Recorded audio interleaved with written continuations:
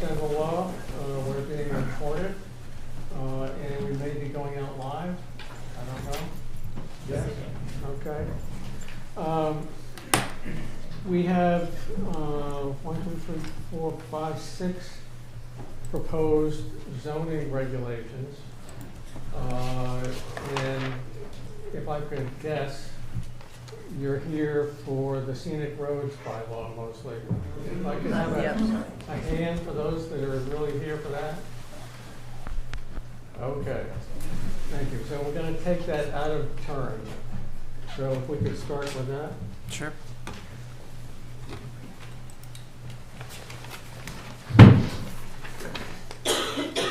So before we jump into that, I just want to set some of the context for this. So on December 4th, the Planning Board discussed potential zoning amendments as well as the scenic roads bylaw.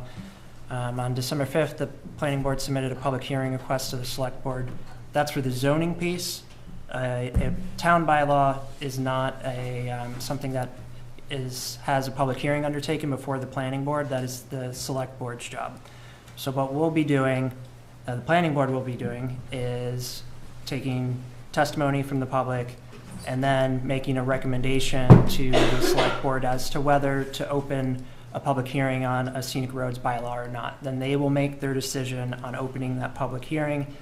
Then if they decide to have a public hearing, you all will be welcome to come attend their meeting on that, and then they'll make a decision as to whether or not to add that to the town meeting warrant for May 5th this year.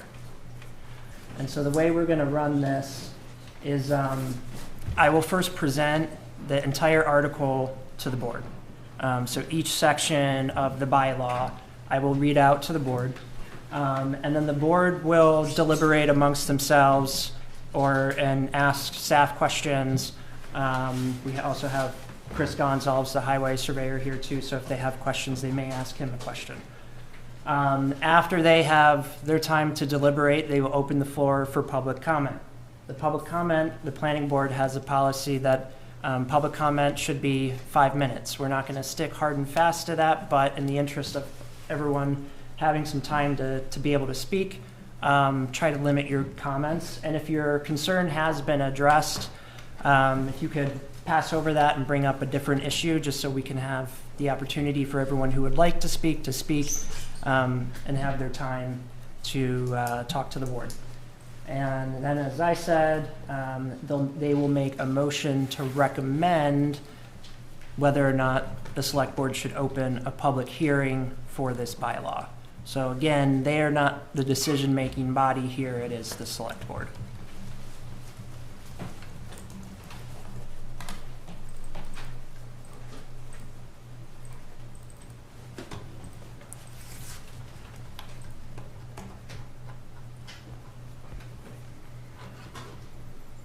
Okay, so the Planning Board proposed the scenic roads bylaw to introduce to the town tonight to get feedback on it to see if it's something that is worth considering. There's been some interest in having a scenic roads bylaw, and they wanted to schedule this discussion item on their agenda for tonight because public hearings tend to get the most people coming out to the meetings. So again, this is not a public hearing. The town bylaw has to have a Select Board public hearing in order to be placed on the town meeting warrant, as I said a moment ago. And so what the board is considering for the scenic roads bylaw is to help, it is a tool to help towns preserve historic resources or rural character and desired corridors. Now, not all means to do this is appropriate for all towns, but it's just something they wanted to open the floor for discussion with you all.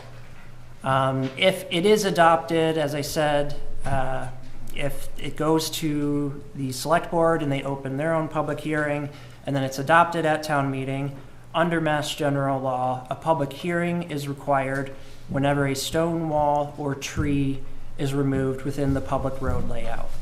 And in order for this to be adopted at town meeting, it requires a 50% vote. And so there are 18 different roads you can see up here identified in green on this map.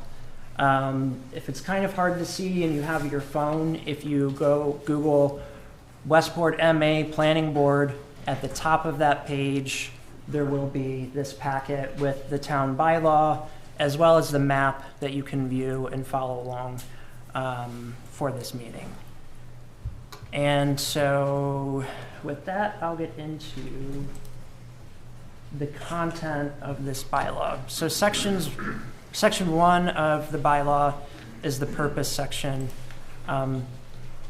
And let me back up really quick. One thing I forgot to mention for the board is that all of this was reviewed by town council, and town council's comments have been incorporated into this. So the purpose of this bylaw is that the town of Westport adopts these provisions to maintain the scenic beauty, aesthetic value, and historic significance of certain roads in the town of Westport by designating them as scenic roads. This bylaw is adopted in accordance with Mass General Law 40, Section 15C. Oh, sorry, I skipped ahead.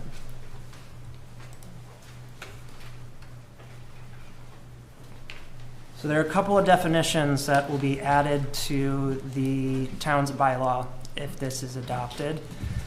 The following terms contained in this bylaw shall have the following meanings: repair, maintenance, reconstruction, or paving work, defined as any such work done within the right-of-way by any person or agency, public or private, including roadway widening or construction of a new private driveway within the right-of-way, but not including utility work and trees not affecting the road itself. A scenic road will be defined as any road or portion of road other than a numbered route, unless its entire length is contained within the boundaries of the town of Westport, and no part of said route is owned or maintained by the Commonwealth of Massachusetts, or state highway designated as a scenic road by vote of town meeting pursuant to this bylaw. The boundary of a scenic road shall be the right-of-way line of such road and shall include anything touching or located on the right-of-way line. Stone wall, any structure of natural stones, cut or uncut, built to order, enclose, divide, or define an area, regardless of the condition of that structure. And a tree would be defined as any deciduous or non-deciduous wood perennial plant having a trunk diameter of 3 inches or more as measured 4 feet above the ground. Section 4 relates to the process to designate a scenic road. So the considerations that the board will give in determining whether roads or portions of roads should be recommended for designation as a scenic road, the following criteria should be considered: the way's historic significance, scenic beauty, tree canopy, and unique character of natural features, stone wall age and aesthetic value, culturally important locations as it relates to the town's historic character and identity, public safety, consistency with town policies and plans, and other sound planning considerations. Under the procedure section, a public way may be requested to be designated as a scenic road by the Planning Board, Conservation Commission, Historical Commission, or citizen petition. If requested by a citizen petition, a recommendation that a public way is designated as a scenic road shall be made by the Planning Board, Conservation, or Historical Commission. Such a public way shall be designated a scenic road following a majority vote at town meeting. And so I'll read off the roads from the map that are proposed to be designated as scenic roads: Adamsville Road, Blossom Road, Brayton Point Road, Cornell Road, Crossroad between Horseneck and Division Road, Crossroad between Howland Road and River Road, Division Road, Drift Road, Hicks Bridge Road, Horseneck Road, Hotel Hill Road, Main Road, south of Swartz's Way, Old Harbor Road, Old Pine Hill Road, Pine Hill Road, River Road, Sodom Road, the section from Adamsville to Charlotte White Road, and West Beach Road. Just one thing to note is that Town Council did recommend that these would be separate warrant articles in a proposed bylaw at town meeting, so you don't have to go back and modify the entire bylaw each time you need to add or remove a road. So that's just a little caveat. Doesn't really have any bearing on the discussion here tonight, but it is something to keep in mind should it move to a public, or should it move to annual town meeting. What was the last road you said? I don't see it on the list. West Beach. Oh, excuse me, that was, it didn't make it up there, but West Beach Road. Okay. It was cut off. Section 5 relates to planning board public hearings and actions affecting scenic roads. The planning board has proposed that the planning board would be the regulatory authority for these public hearings. A public hearing and the written consent of the planning board is required when any repair, maintenance, reconstruction, or paving work to be done within a scenic road boundary will involve cutting or removing trees or tearing down of stone walls or portions thereof. When a dispute as to the boundary of a scenic road arises, it will be presumed that the tree or stone wall in question is within the boundary until otherwise demonstrated by a land survey submitted to the planning board. It shall be the responsibility of the person seeking the planning board's written consent to file a written request to the planning board for a public hearing and pay a filing fee and the cost of advertising said hearing, and a filing fee is required by General Law Section 40, Section 15C. Following the conclusion of the public hearing, the planning board shall issue a written decision, and if permission is granted to cut trees or remove trees or tear down or destruct stone walls within a scenic road boundary, the planning board shall give consent in writing. Sorry, I didn't pull up these slides. A public hearing and the prior written consent of the planning board is not required for dead trees or trees determined to be a hazard by the town tree warden, provided that the requirements of GL 87 Section 3 shall still apply. A public hearing is not required when emergency conditions necessitate work to protect public health and safety, so long as the work done within a scenic road boundary shall be limited to that necessary to remediate the emergency conditions.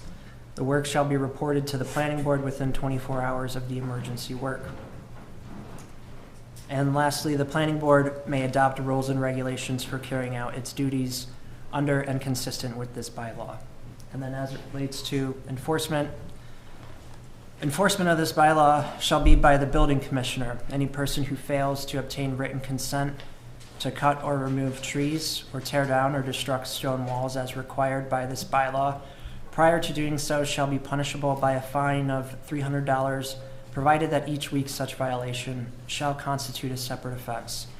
To remediate the violation, a public hearing must be held with the planning board per the requirements of this bylaw. The planning board may impose reasonable provisions for tree plantings or stone wall reconstruction as applicable.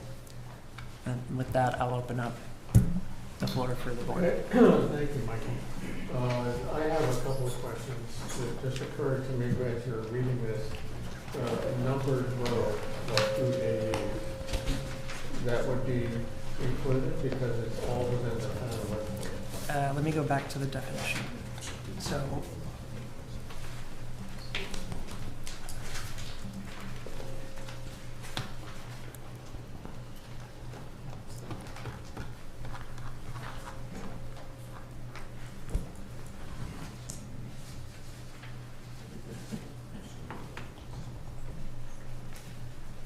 So Jim's question was, would Route 88 be considered a scenic road under the scenic roads bylaw because it is completely contained within the town of Westport? And the answer to that is no, because that route is maintained and owned by the Commonwealth of Massachusetts. And secondly, I'd just like to reiterate the reasoning behind our proposal to have this bylaw. We've had people ask us for years why Westport didn't have a scenic byway bylaw, and to have one, and I'm not sure that this is, will be the one that's completely voted without amendment at town meeting. That everybody that we've asked about planning issues, they want to retain the character of the rural and agricultural community that we are. And that's the intention that I think we have used to to do this. So open it up to other board members. Mr. Chair, I just want to emphasize that this has to do with the public way. It has to do with trees and stone walls that are in the roadway, that are common ownership. It in no way restricts what any person wants to do with their own land. So in some cases, stone walls are on private land. In other cases, they're in the roadway, in the public way. And in some cases, they may be over that property line and on both. And as Michael said, you know, if there needs to be a determination about where a stone wall lies, then, you know, we should get it surveyed. But this is intended only to restrict what someone might do in the public way regarding trees or stone walls, not what anyone wants to do with stone walls, trees, or anything else on your own private property. Doesn't affect your own private property at all. I think the critical, Okay, hold it. We're talking over here. Hello? Thank you. the critical thing we've tried to do in this is that the triggering effect, you know, what, you know, is, the way it's written is not, it's some work, maintenance, paving, all of that stuff, that takes down a tree or takes down a wall. If you have to do that, then you need our approval. If you're doing paving or maintenance or installing a drain or anything that doesn't take down a tree or doesn't change the stone wall In the public way. in the public way, then you just do what you need to do. You need to get a road opening permit or something, you know, but you don't need to come to the planning board for a permit. I got a call this afternoon, and I think several members did, and particularly about Adamsville Road and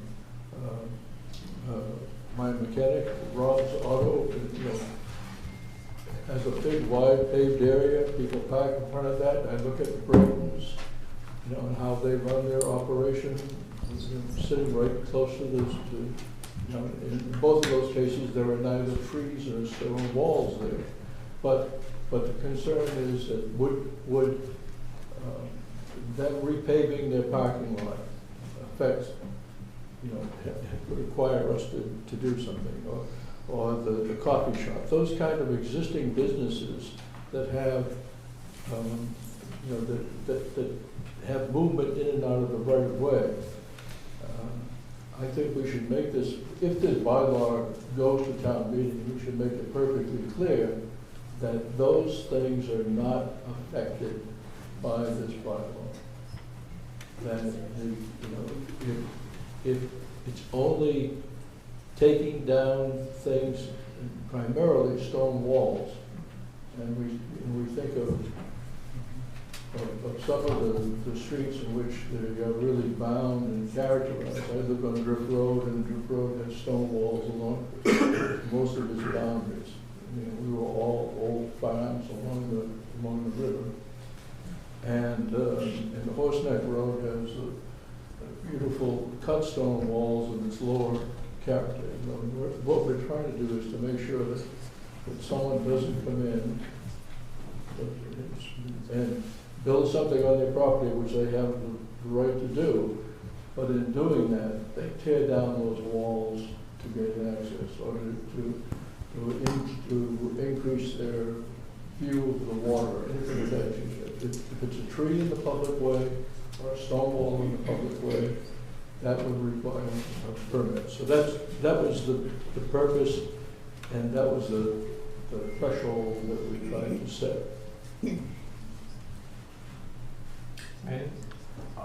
My question would be on the stone walls, since like many of these are boundary walls. Right. So like when you have a neighbor, and I'm assuming it's the same with the town, if it's in a public way, and the owner, and it's a boundary wall, then the town and the owner own it. So you need both people already to remove the wall, or repair the wall, or whatever. So, I mean, I don't see the need for that. If the wall's completely on the town property, then it's the town's wall, and they could say you could keep it there, you don't have to negotiate. Or if it's all the way on the homeowner's property, it's the same. So I don't know about the stone walls, where there's a need for that. I mean, typically, who takes care of the in front of your property? The grass. You know, like, are we opening this up and now highway's gonna have to cut all the grass going down the road. Manny, I don't think that's part of the, I'm just seeing what's gonna happen. and for instance, I've seen people who have been putting new stone walls in, like 5 feet off the road, that's really in the town right away. Well, that's obviously, they don't have a right to do that. I don't think anybody's complaining about that. If you take, for example, Sodom Road from Addersville Road, the owner of that came and took all the stone wall away for a long, big stretch of Sodom Road as it leaves Addersville Road. And while it wasn't a pristine-looking stone wall, it was basically a rubble wall. It changes the whole character there. And secondly, you know, I know that Chris was involved. I think they called and asked if it's okay, and he said yes. The question to me also is that it's one of the worst snowdrift places that I encounter on my regular daily. And I'm sure Chris has been there multiple times clearing that from windblown snow because there's no walls. There's nothing to stop it. There's no bushes. There's no walls. It goes right on the road. And to me, that takes away the character that area has. Some people may like it. It's clean, it's neat, but still it takes away from what it looked like before, which was an old farm. And now it's a new farm with no walls at all, no fence, no nothing. To me, if you continue that all around town, you'd get rid of half the stone walls in town. And I don't think that's a good idea. No.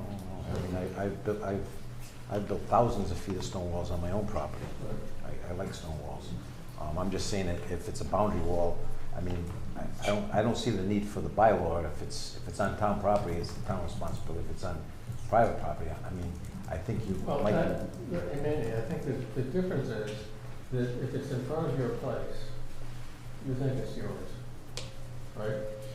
So you might If take it's a it boundary away, wall, it's even- both of you. you Depends what it might is, where's the take- layout of the road. You might take it away even though it's on the town property. And I think that's an Well, if it's on town property, then that's an issue with the building inspector, zoning enforcement. he doesn't have anything to go by right now. So, but what I would like to ask this question to Michael is if, with the bylaw, I have a lot and I want to build a house and I want to put a driveway, but to do that, I got to go through the wall. Do I need to get permission to do that?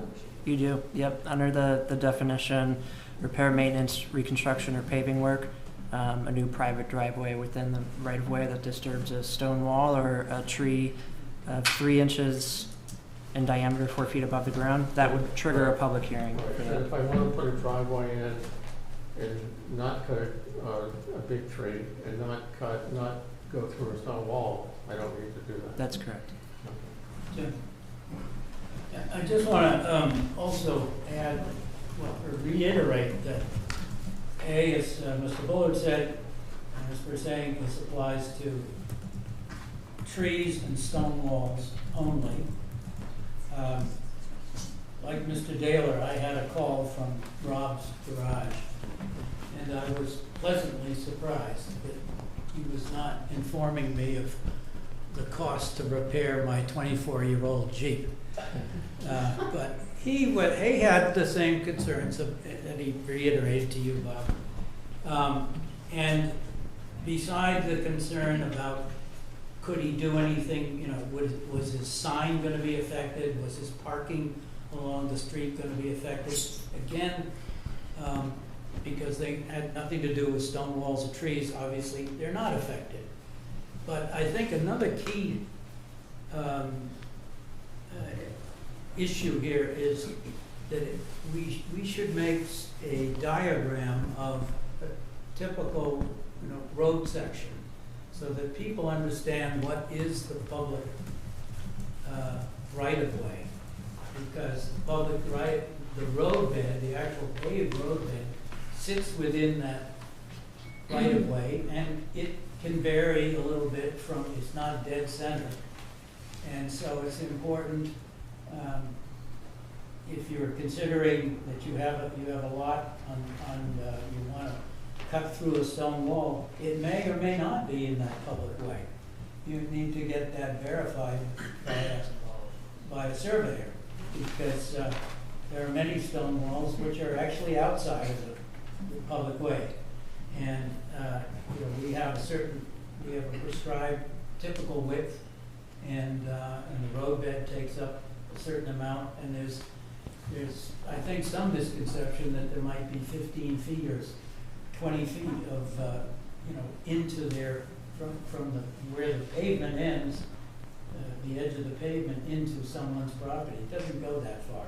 So I think, do you think if we had, with this presentation, we had a cross-section drawn so that people know how wide a typical town right-of-way is, and that could help alleviate some people's fears that their property or their wall or the trees may or may not be on that right-of-way.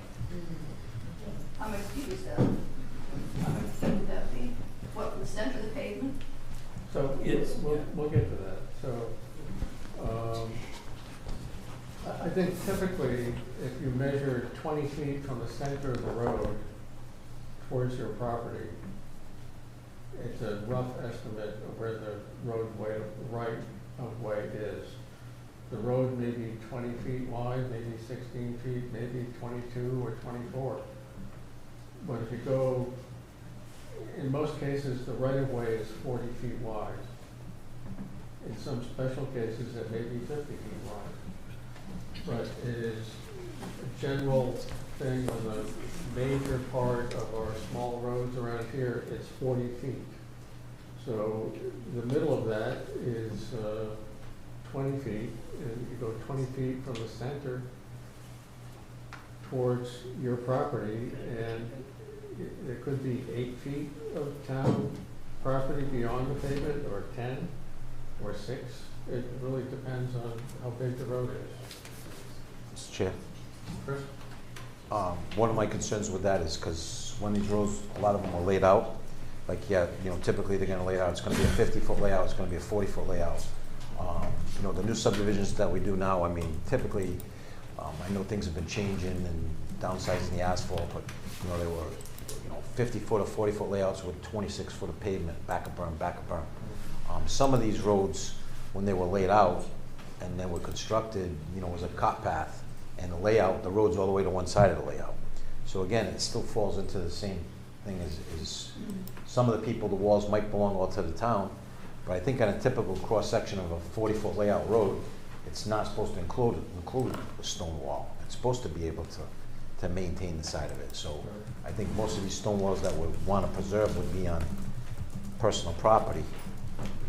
And I know of a situation just before I got on the board where a person was in a subdivision that wasn't accepted at the time, and it was a hammerhead, and he actually constructed a wall on the hammerhead where this road serviced 2 house lots, and they actually made him come down and take the wall down because it was built in the town layout. So I mean, a typical town layout doesn't really include a stone wall because it's supposed to be clearance for the roadway. And I understand this is an old you know, like we said, cart paths that sometimes were laid out by the highway surveyor back in the day. So I think a lot of this stuff is gonna be all individual, and I kinda think the protection is there already, to preserve the stone walls. If it's a boundary wall, you need to deal with the neighbor. I think you're right. And as an example, East Beach Road, I don't know if anybody's here from East Beach, but the paved surface has migrated to the north edge of the right of way as they've gotten inundated by storms. So in that case, the center of the road is way on one side, and the edge of the road is actually on the edge of the right of way on the north side of that road in most areas of East Beach. And the right of way, I think Chris can tell us that it isn't always right in the middle. It's, Can I speak? yeah. Do you want to open the floor for public comment? Yeah, well, Chris is a part Sure. of it. Okay. So we'll let Chris go first. Just the My highway name is Chris surveyor. Gonzalez from the Highway Department. Just over this past winter, Could you stand in front of the microphone? just over this, Our TV audience What? can hear you. yeah, it's fine. I'm good. My name's Chris Gonzalez, I'm the highway surveyor. Just this past winter and spring, we have 20 trees that need to be taken down. They're dangerous to the public, they're in the right of way. That's just a little of what we do. I just don't understand why you're restricting the highway department for general maintenance, tree wardens. I mean, there's so much stuff that's going on right now that really restricts what we can do at the highway department. I mean, I have pictures here of stone walls that we built on Brighton Point Road that needed to get done. It's in the town layout. We did some work for the fire department for a water, to suck some water out of a stream, so if they have a fire, they can just quickly get down there, connect to it, and put out fires. So we never tore down a stone wall. At the highway department, we built stone walls. We encourage people to leave stone walls. I have my guys go out on the mower to cut to the stone walls, to expose them, because a lot of them are hidden. I personally don't like this bylaw, because it restricts the highway department and everything we do. And that's what I feel. Could you explain, what I don't understand is how do you think it constricts what you want to do? Because if there's a safety hazard with a tree, go for it. You don't have to get permission. So, for instance, If there's dead trees, if you want to trim a tree, we have that mower that we have, and there are some trees that are 4 inches and 5 inches that we do tear down. They cut them down.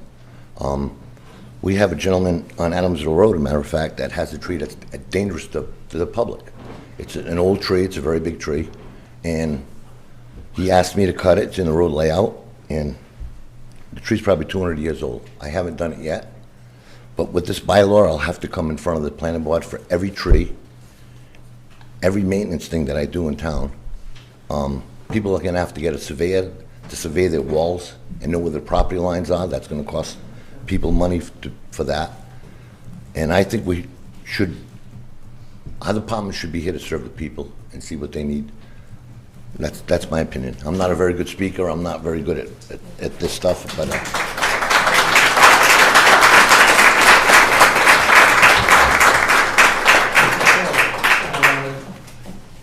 Michael, you want to talk about what he said?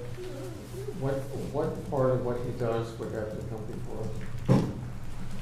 What part of what Chris does, so if there were, the town's building any new driveways or something like that, that would need to come before the planning board. If there's any sort of utility work on the side of the road, that potentially would need to come to the board. There are exceptions, such as you had noted, emergency conditions. If there are ever any emergency conditions, the highway department could take care of those trees, as could private property owners. And then dead trees or trees determined to be a hazard by the tree warden would be able to come down as well. Another question. On the section 5 in the planning board, public hearing and actions, it says here, even at paving work, I would have to come in front of the planning board. So I'd have to ask your permission to do paving also? If it affected the tree or a stone wall, if it's in the vicinity Yep. of it, Yep. then that's okay. Yeah. But I think if you're having to move a section of a stone wall, then it would be subject to a public hearing as this is written.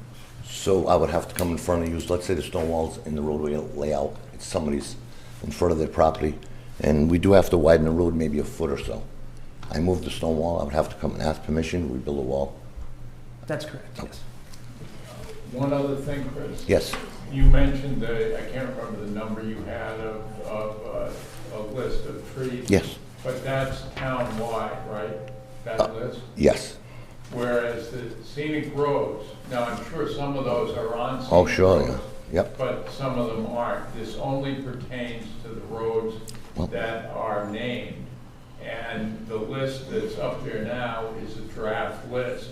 And it's quite possible that some of those roads will be deleted if this goes through the process that Michael talked about of the select board, public hearing, and then town meeting, that there may be amendments to delete this road or that road, but it's not every stone wall or tree in Westport, it's the ones on the named scenic roads. Okay, well, pretty much half of Westport, south side is gonna be a scenic road. Yeah.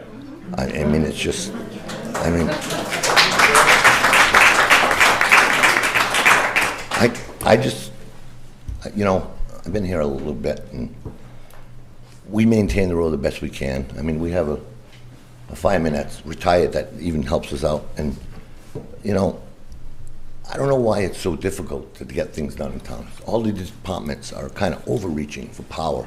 I mean, just, you know, there's a saying that Jack Sisson said, God rest his soul, he said, if it ain't broke, don't fix it. And you know what? I'm just trying to get a job done, take care of the people in town. I don't take any stone walls down. I don't want the town to change in any way, because that's why I moved here. I like the character of the town. And I personally, and my department, do not destruct or tear down trees that don't need to, walls that, we don't do that. And if anyone does it, I really don't see anyone, if it's on private property, I mean, they have a right to do what they want with their property.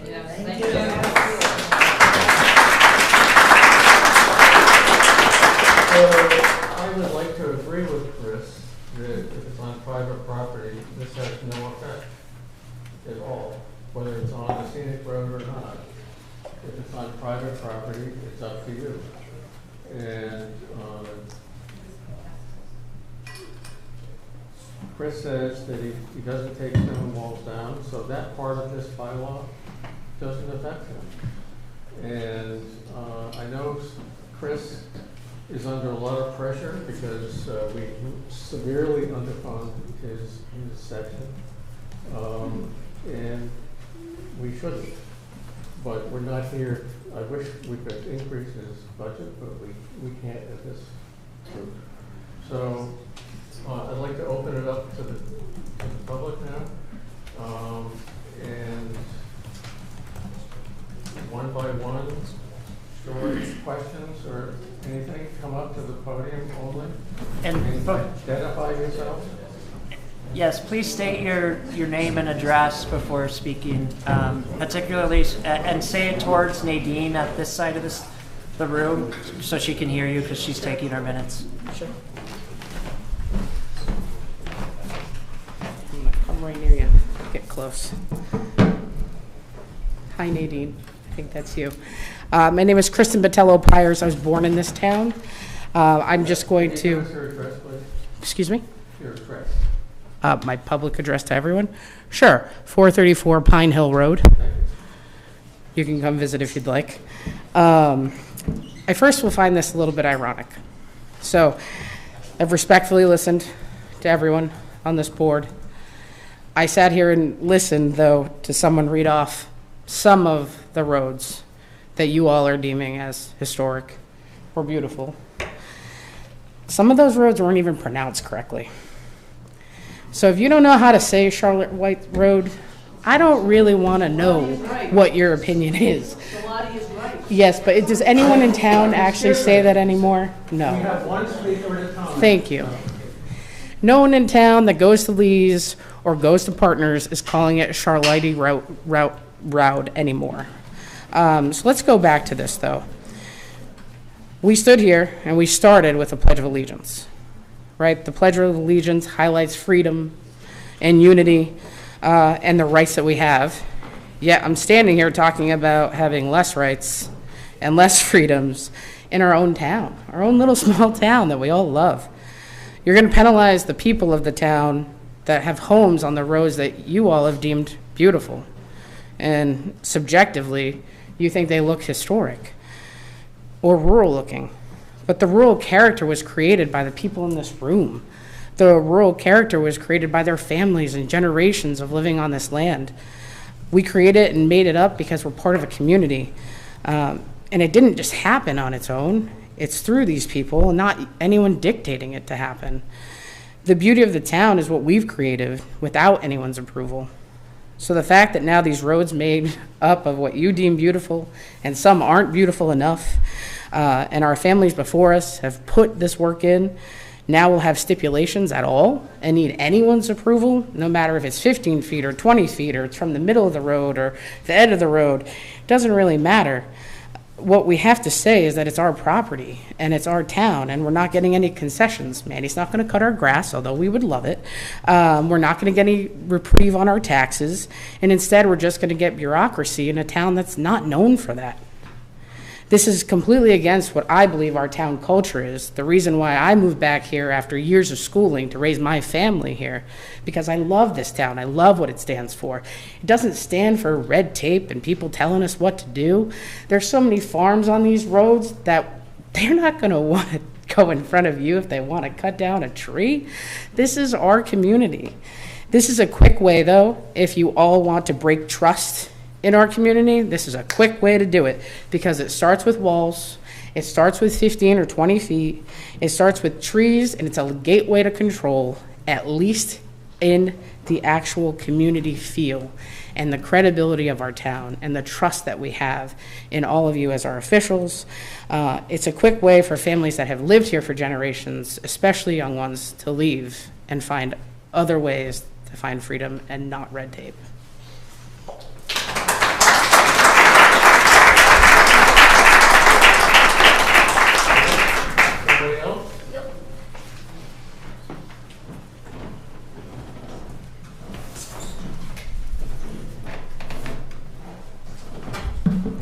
My name is Karen Gonsalves. I've lived on Horse Neck Road for 71 years. My grandfather bought this land in 1920, and I've been here a long time. First of all, I want to applaud everybody. This town is beautiful, and we've made it that way. I don't think that we need to be micromanaged in order to do that. We've done a pretty good job remaining a good character in this town. Secondly, well, for many things, when you go Google the right-of-way in the state of Massachusetts, it says 10 to 20 feet from the edge of the pavement.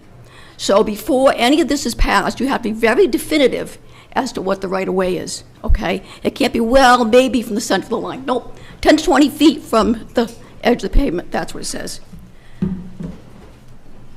Secondly, you said this is only about trees and stone walls. That right there says repair, maintenance, reconstruction, or paving work.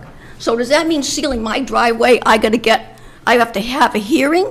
And I have to, advertise in the paper, which is about $70, by the way, everybody, just for the newspaper ad. So how are you telling me that that's not to do with my driveway? When I can read it right there, okay? And also, will the town meeting be the final say on this? You all probably remember the animal thing with a few years ago. We voted at town meeting, and what happened? The state overrode our vote. Will our vote be a final vote, or is that going to be overridden also? Also, if you look at how many scenic roads there are in Massachusetts, there's almost freaking none, okay? They either have a view of, like, I don't know, the ocean, Quabbin Reservoir, a historic, like, battlefields in Concord. Do you actually think that Division Road has scenic, you can't see anything. You can smell the ocean. You can smell the ocean, right? But honestly, this is not what this designation was for, first of all. Let me see. And also, suppose somebody wants to clear the stone wall. I mean, I have a lot of stone walls on my property, and we maintain it diligently. It's a lot of work. Suppose my neighbor says, you know, I'd like to clear their wall. You, Mr. Bullard, said 3 inches in diameter for a tree. You know how tiny a tree that is?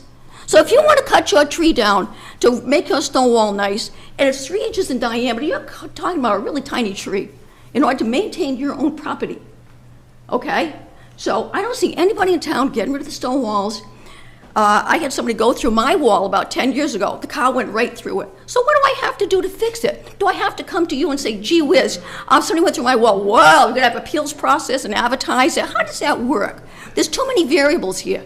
Okay, so before you propose all this, it's got to be honed down a little bit. It's not a bad thing. Westport's beautiful, and we might need regulations, but this is so heavy-handed, really. So that's about it.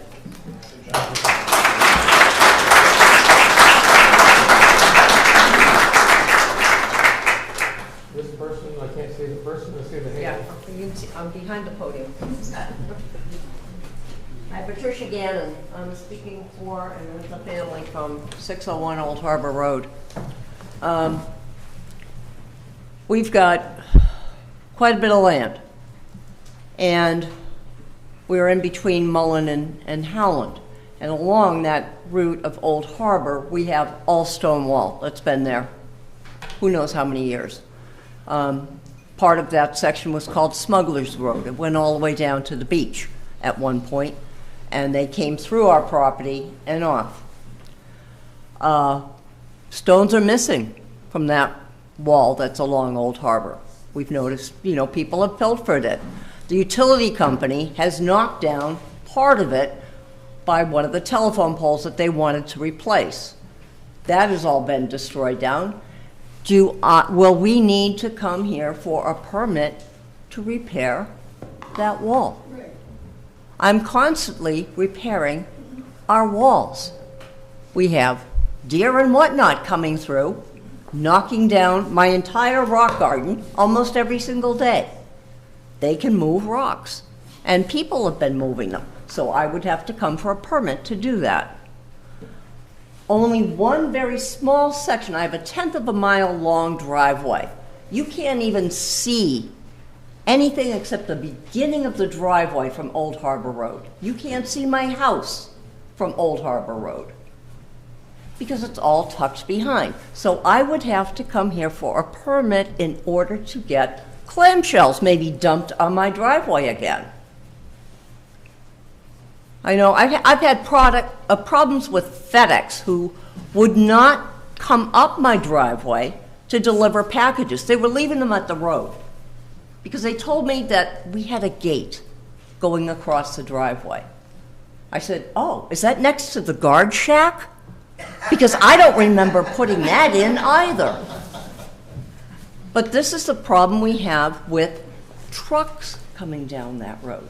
I have 1-foot deep ruts after they had replaced all the utility poles for the phones on Old Harbor Road because I had them coming into my driveway, turning their trucks around. I had 1-foot deep ruts in the mud. So now I have to get more dirt and drop that in to level my driveway off because all it's doing is ripping out the undercarriage of the cars. So I would need that. I would have to come for a permit for that, but you can't see that part of my driveway. All you're seeing is my beginning part of my driveway. So the beginning part of my driveway, that's gravel. If I want to add more gravel, I have to ask for a permit. You know, if you're saying that this right-of-way is 20 inches from the center, you're now at my stone wall. You're now in the middle of Simon Brook, which is on my property. You've now gone over the guardrail that's there. That's metal and not wooden on the scenic byway. You know, this is my problem with it. You know, we're trying to maintain and keep things well along the roads. I don't want more traffic on that road. We have enough trucks going down that road.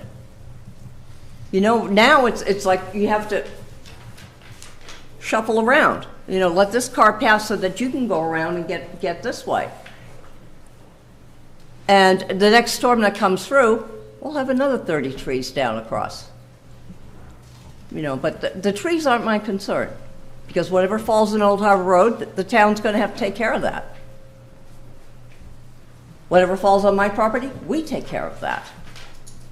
But for my walls, I want to be able to take care of them. I don't want to have to ask permission to add a rock or take away a rock or move a boulder from the middle of my yard down to the beginning of my driveway. You know, that's my main concern. Thank you.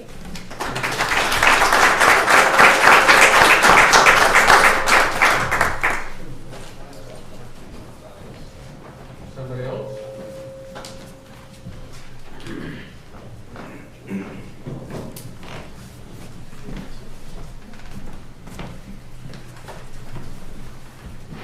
Bob Kerrig, Horse Neck Road, 702 Horse Neck. I agree with the previous speaker. I've got stone wall issues. But I got confused when I was reading the definitions. So I was wondering if maybe you could clarify something. In the definitions, it says that the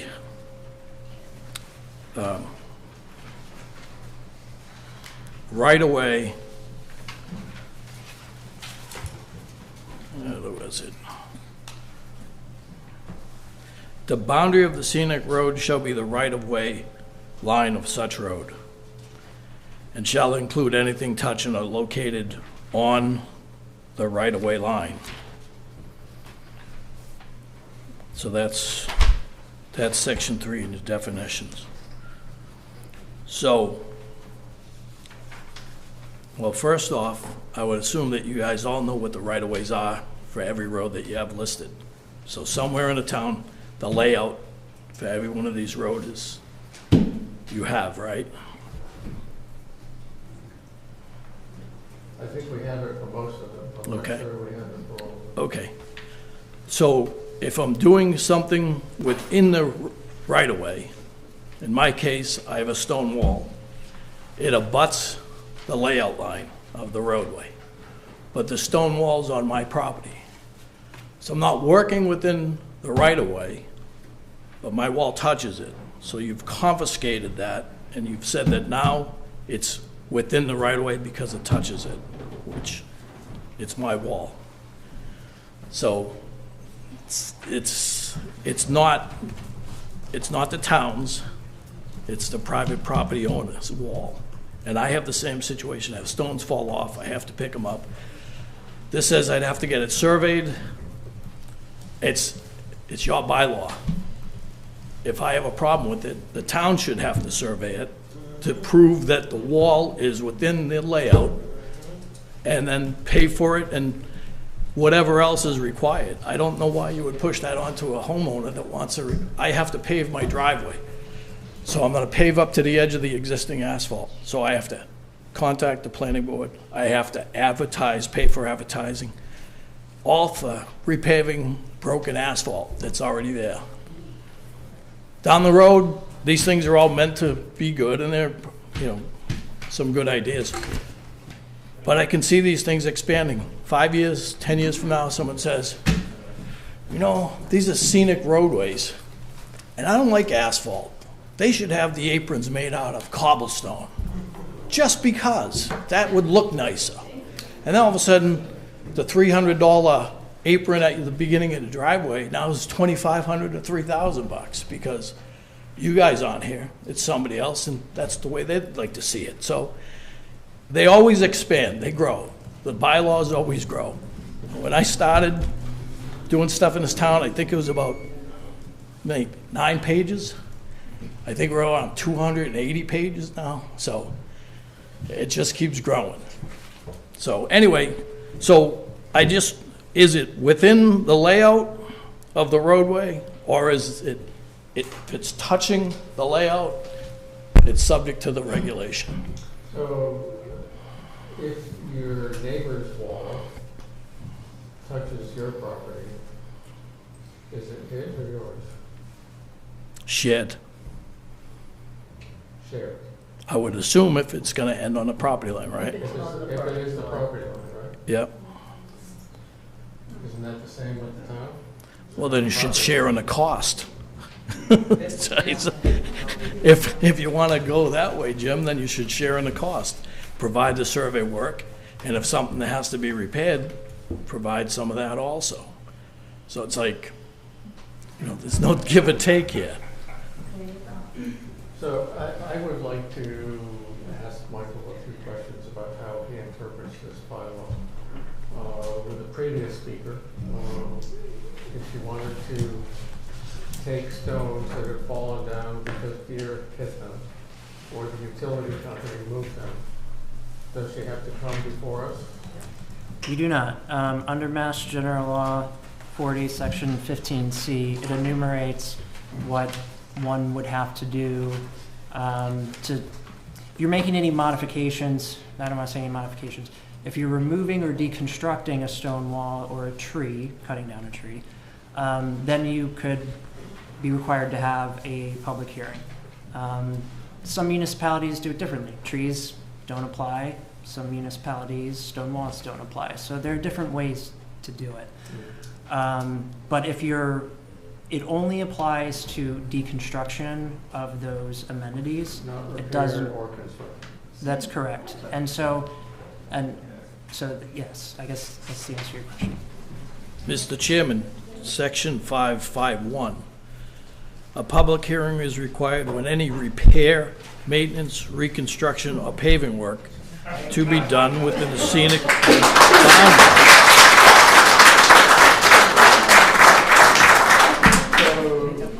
Michael, why is that there? Quiet, please.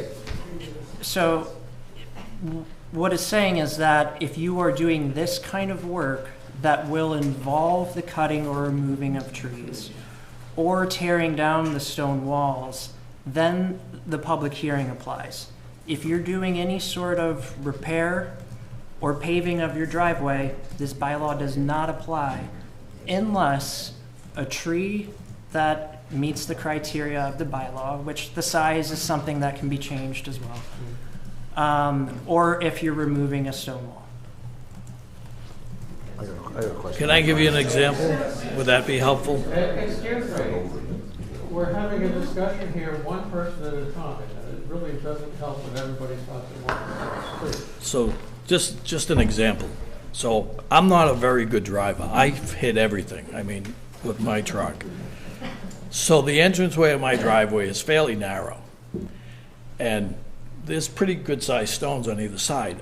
I need to widen it up, or I'll be buying a new car every couple of years because that's how bad it's like 10 feet. If it's 10 feet, it's probably not even. So if I take a couple of these stones out to widen it up to maybe make it 12 feet, where would that fall?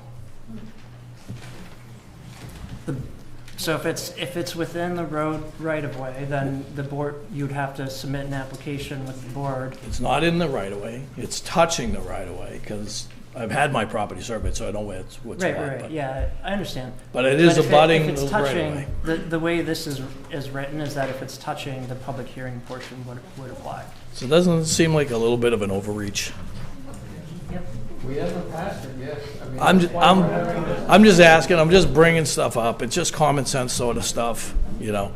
Don't get me wrong, I live in a nice part of town right now. It's pretty nice to look over the stone walls and see the sunset over the farm field and everything. It'd be nice if that stays like that for a long time. It's not my property, I have no say over what gets done there. So I'm not critical of this, what you're trying to do. I think that a lot of refining, or at least some refining, should be done so it doesn't become just a burden on people that own property along these roadways. That's all. Okay. Common sense. Thank you. You bet.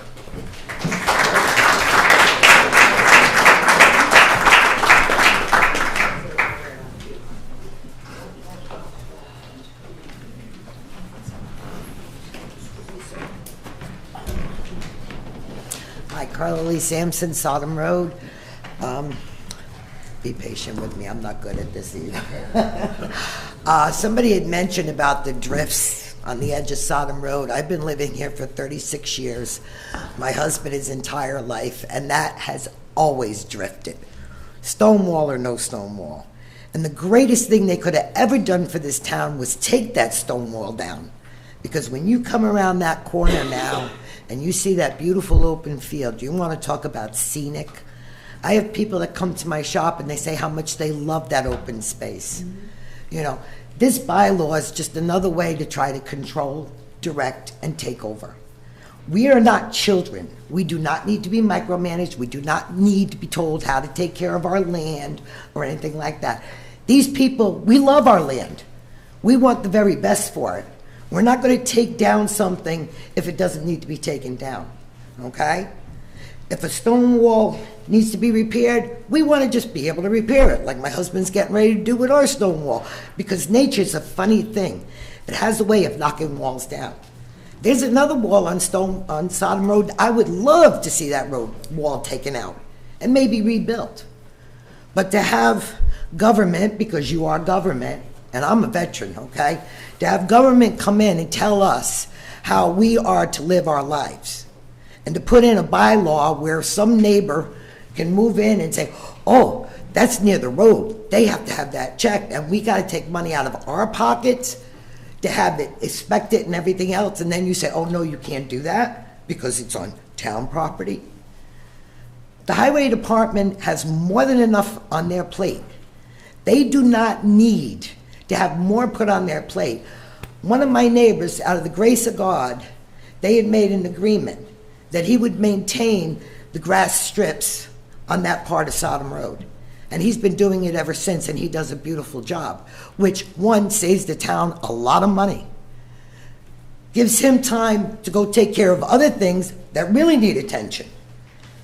To me, this is just another form of control, trying to tell us how to live our lives. We live in a free country. We don't need government to tell us what we can and cannot do. Enough is enough. This bylaw is just, excuse me, no disrespect, a bunch of BS.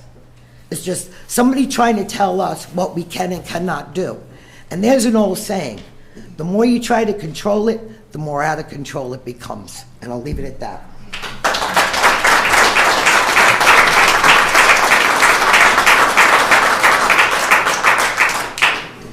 Anybody next? I just have a question. How would the scenic designation affect our taxes? Because it doesn't. Okay. Oh, well, we should get a tax break. Right? We should get a tax break if you're gonna put it on a scenic road. Yes, sir.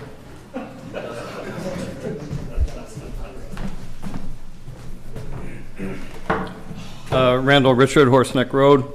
So, Commissioner, I guess, Commissioner Manuel, you said something before, which I wrote down, which you said, I think the protections are already in there, but I didn't quite hear everything you said. Could you say all that again? Well, what I was saying is that they're basically boundary walls. I mean, that layout of the roadway is supposed to be, the reason they laid the roadway out there is for clear, line of sight. And I think the board might have got a little confused and say, when you're putting a new lot, you know, we've had these problems and they just blow the wall out where it's supposed to be, don't take care of drainage and stuff like that. But in my opinion, this scenic bylaw, I don't think we need it. Do we need maybe a curb cut permit for new construction?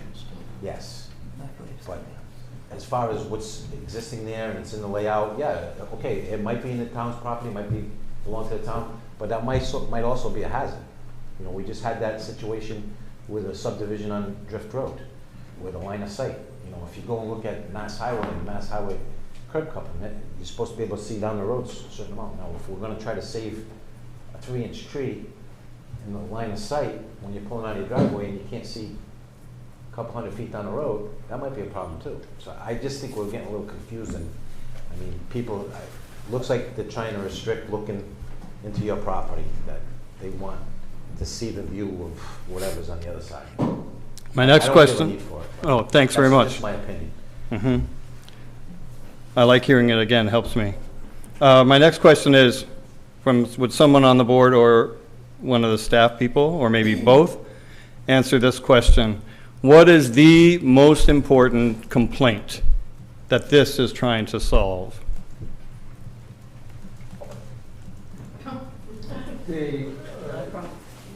I think that it is an effort to preserve what everybody wants about Westport.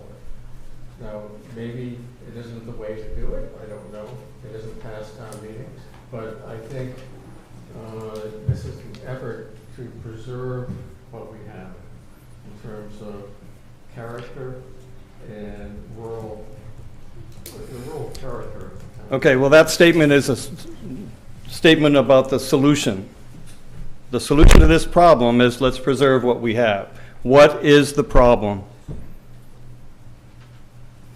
Well, I'll take a crack at it. I think we were all aware when we heard a lot of complaints from some people on Drift Road that the state had come in, meeting their state standards, and put the steel guardrails down the road for public safety, and how that, in the opinion of the complainers, made it harder for people to walk on Drift Road, made it harder for bicycles, and it was done in the name of public safety, but they said, now you can't see the stone walls. Now, you know, we're looking at what doesn't fit with the character of Westport.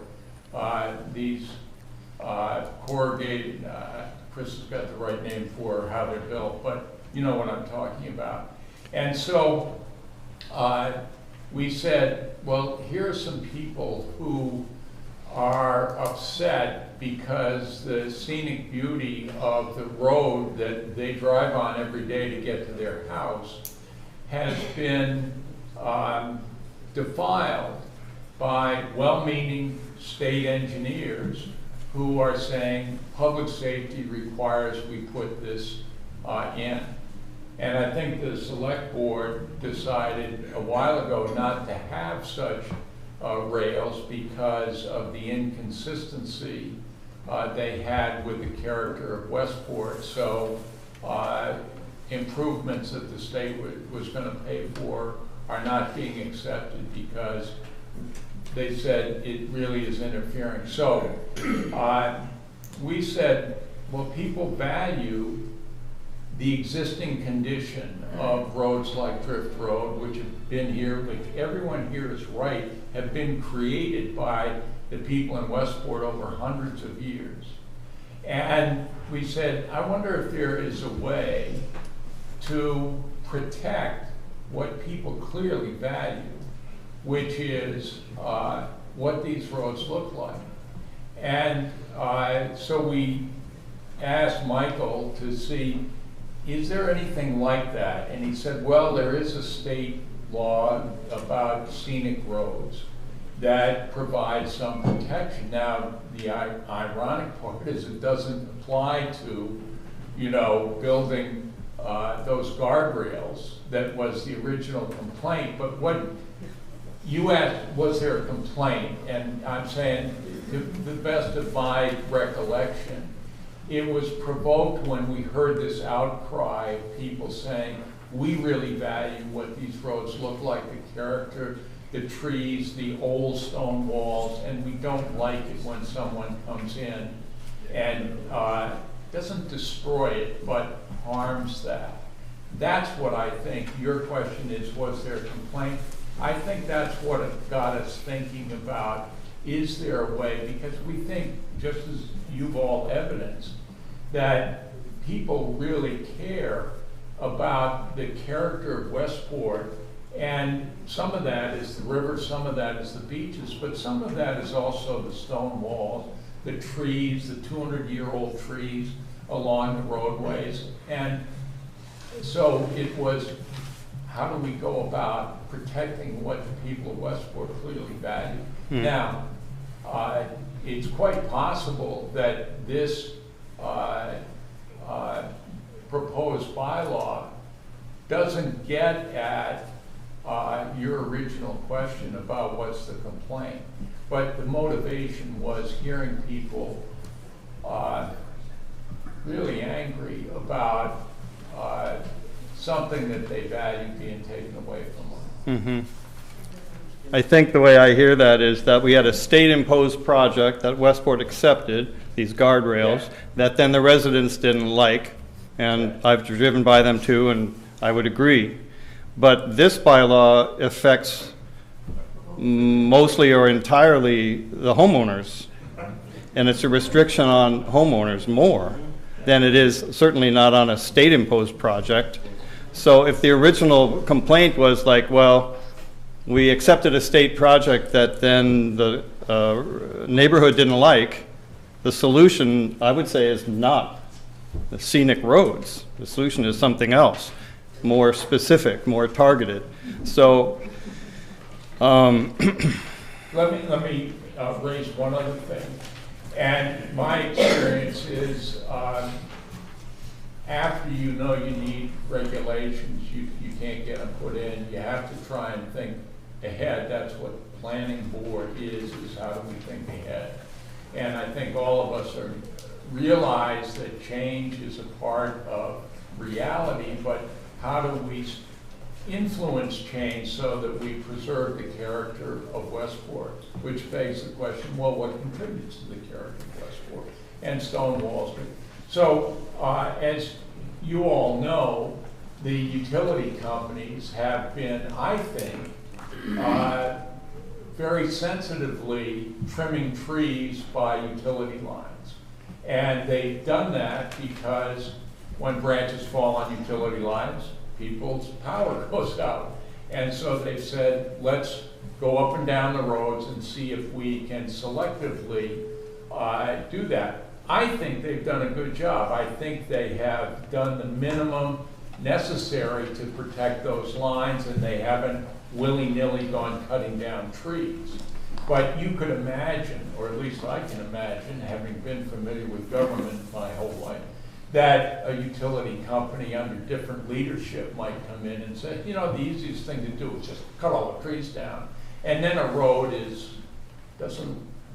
takes a long time to recover from that.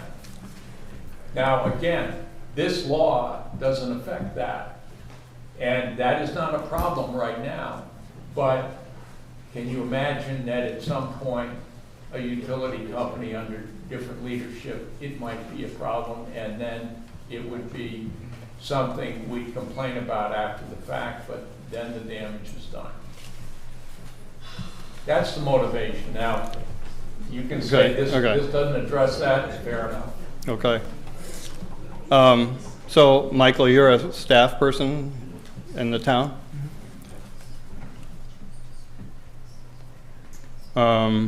Okay. I guess my next question was why now? I hear the Drift Road example, doesn't sound too long ago. So I think you mentioned, Jim, at the beginning of the meeting, we've heard, or maybe it was John, for years and years we've heard complaints and things like that.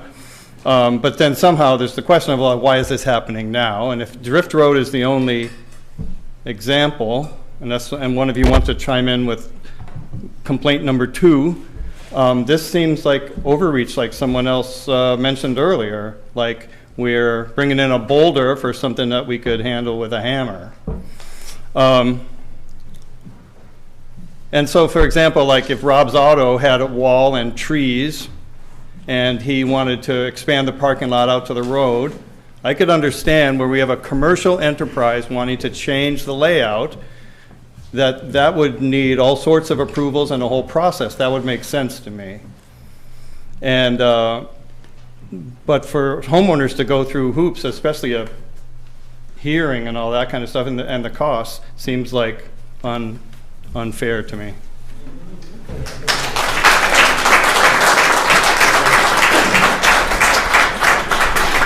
Just to clarify a little bit on Drift Road. So when we get state funding, Chapter 90 funding, we have to follow all the rules that the state provides us. That's why the guardrail's there. You got a 15-foot drop on both ends of that. There was no barrier. There was no protection of any road going off the road. When I did the project, state came down. They said, Chris, you did absolutely what is correct. So going forward, let's say it's a scenic route.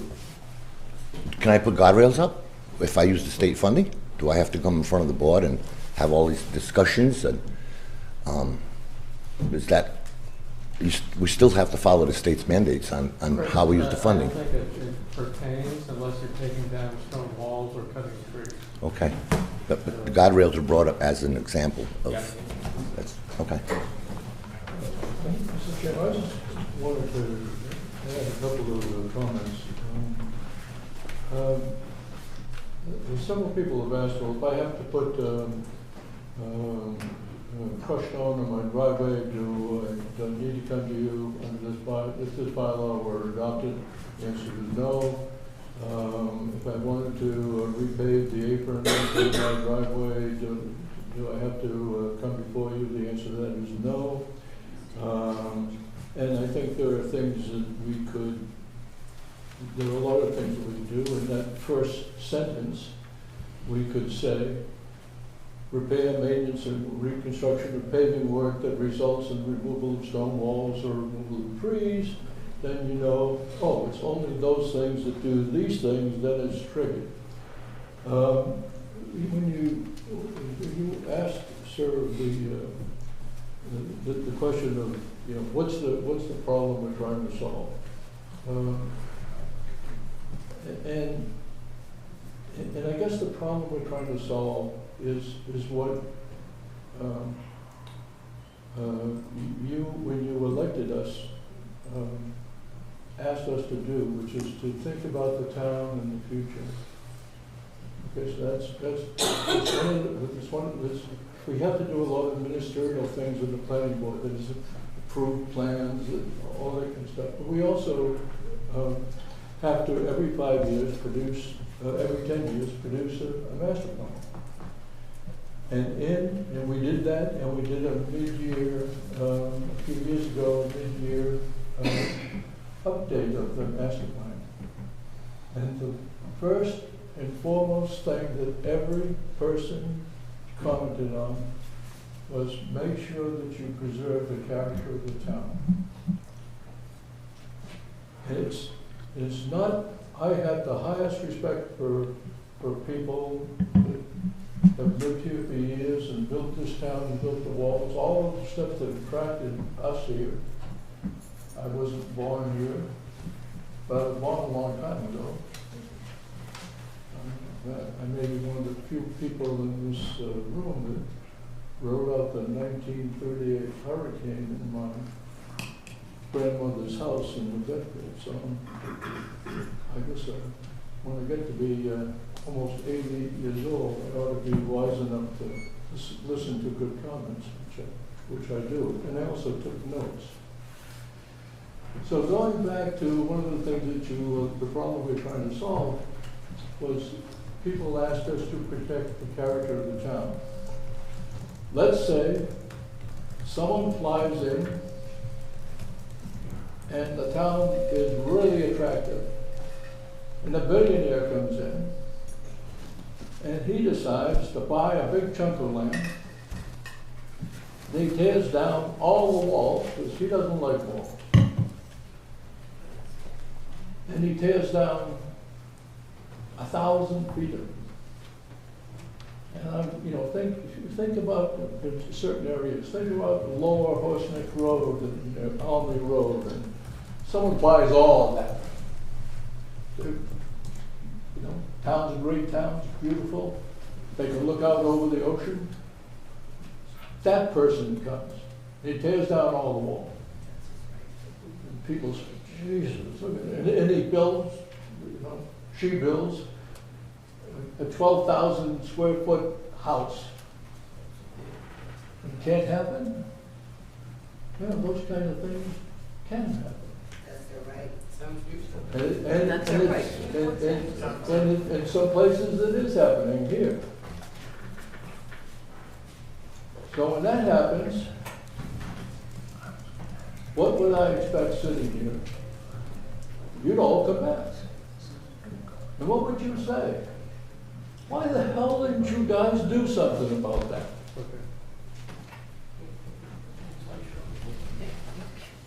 And what this is, this may be flawed, this may not be a thing that we should do. We certainly gotta do some editing. Maybe we exempt from highway departments, public works, different things like that. But this was an attempt just to avoid that kind of thing. Someone comes in and really does something that changes what it feels like to drive around our roads.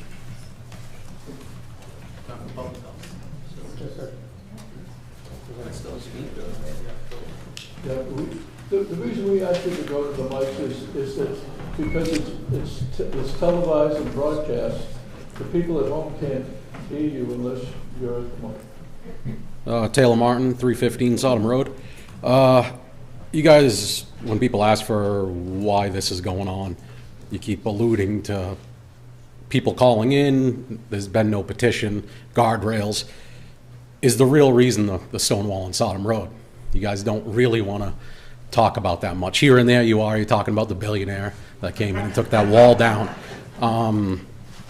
He took the wall down. Was it on his property? Was it not? Chris gave him permission. Sorry to throw you under the bus, I love you.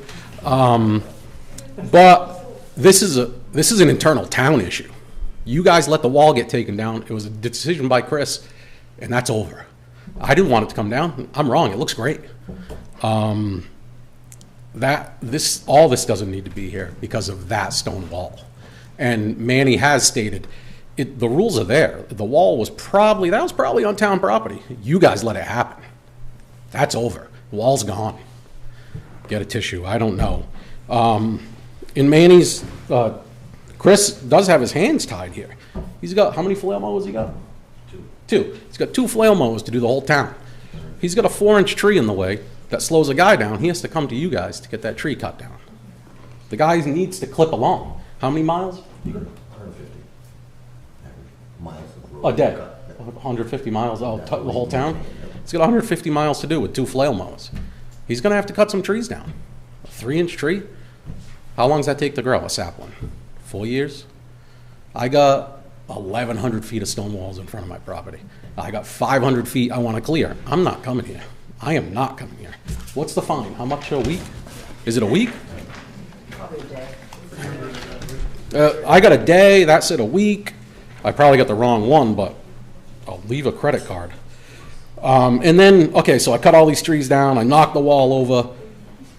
It's $300 a week or whatever till I get it fixed. Who decides it's fixed properly? How long do the trees have to grow back? Is it $300 a week till the trees grow back? There's a lot of loose ends here. I mean,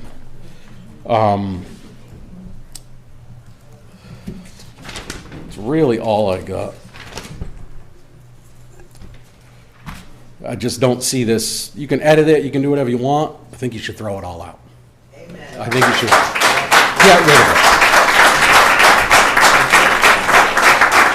Is there one person here who wants it? No. We've spoken. Are you listening? Yes. Anybody out here want it? No? Got 6 more of us out here. Mr. Bullard, I think I really appreciate the comments we've heard today, and I was going to ask the question that the gentleman asked about, is anyone here to speak in favor, but you already answered that question. I think we've gained a lot of understanding from your presentations tonight, and I hope you've gained some understanding about what motivated us to look at this, which is an appreciation for the value of the roads in Westport, the walls, the trees, what we all love about it. And our motivation was how do we do what guides every decision we make here, and we've got other decisions tonight if you want to hang around. We're here twice a month. You're welcome to attend any meetings. But I think as Michael Burris, our town planner, laid out, the procedure for this would be, if we supported it, then to recommend to the select board And if they wanted to have a public hearing, they would have a public hearing and then it would go to town meeting. Now, I've been in politics a long time, and I do know how to read a room and gauge votes. So I think that's really not going anywhere. And we have asked our staff, and you are all should feel very good because we have an excellent planning staff in Westport. It's the best I've seen. And they put a lot of time in this. And I just don't see the reason to continue taking your time, taking our time, taking staff time to develop something or modify something that I think is right now just not going to go anywhere, or asking the select board to go through another meeting like this, which I don't think will change anyone's mind, and I don't think it really is likely to pass town meeting. So I would, if you're open to motions, Mr. Chair, move to table this indefinitely. So, Michael, is that an appropriate thing for us to do here at this table? We're the proponents, right?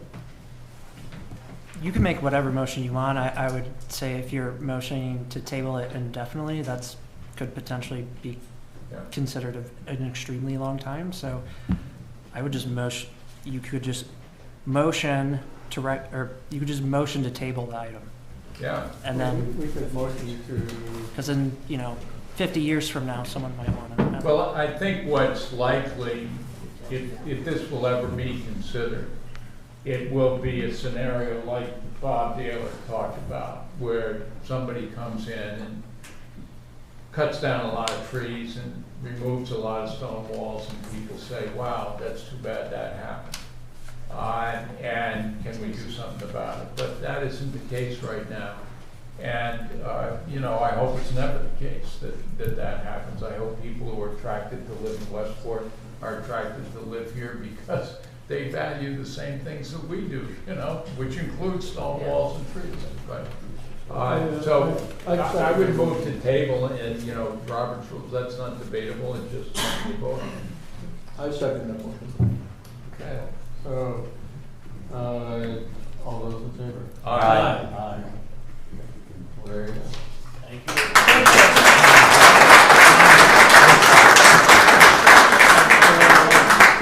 Thank you all for coming, but we do have a lot more of our zoning bylaws. I just want to make a side comment. Back about 20 years ago, back of my property is backs up to Rhode Island. So my rare stone wall is Rhode Island. Behind that, we had a gentleman who wanted to take that land and develop it into multiple homes. So all of the neighbors got together. And the only way that we were able to stop that development, besides coming up with our own, we have 200-year-old stone walls, we have vernal pools, we have wetlands. You can't build on these. And the only way that we stopped them was a couple of the neighbors chipped in, bought the land. That is the only way that you can stop somebody with money coming in. It's on the bulletin board right here. They can do whatever they want.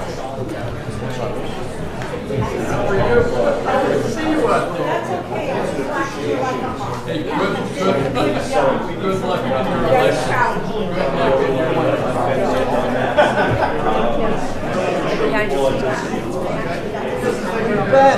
Oh, yeah?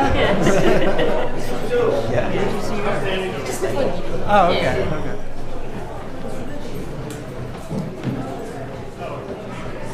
Okay, let's begin again. So we have 6 proposed annual town meeting zoning amendments. This is a public hearing. And the first one is accessory dwelling units, which is an amendment to our existing accessory dwelling unit bylaw. Jim, we're not hearing you. We can't hear you. Can somebody? Oh, yeah. Mr. Chair, I move that we open the zoning amendment public hearing of February 10th, 2026. Second? All those in favor? Aye. Okay. The first one is accessory dwelling units. Is an Excuse me, amendment. the door has to stay open. It's a public, yeah, it's a public meeting, it has to stay open. If they're still out there talking, tell them to move out.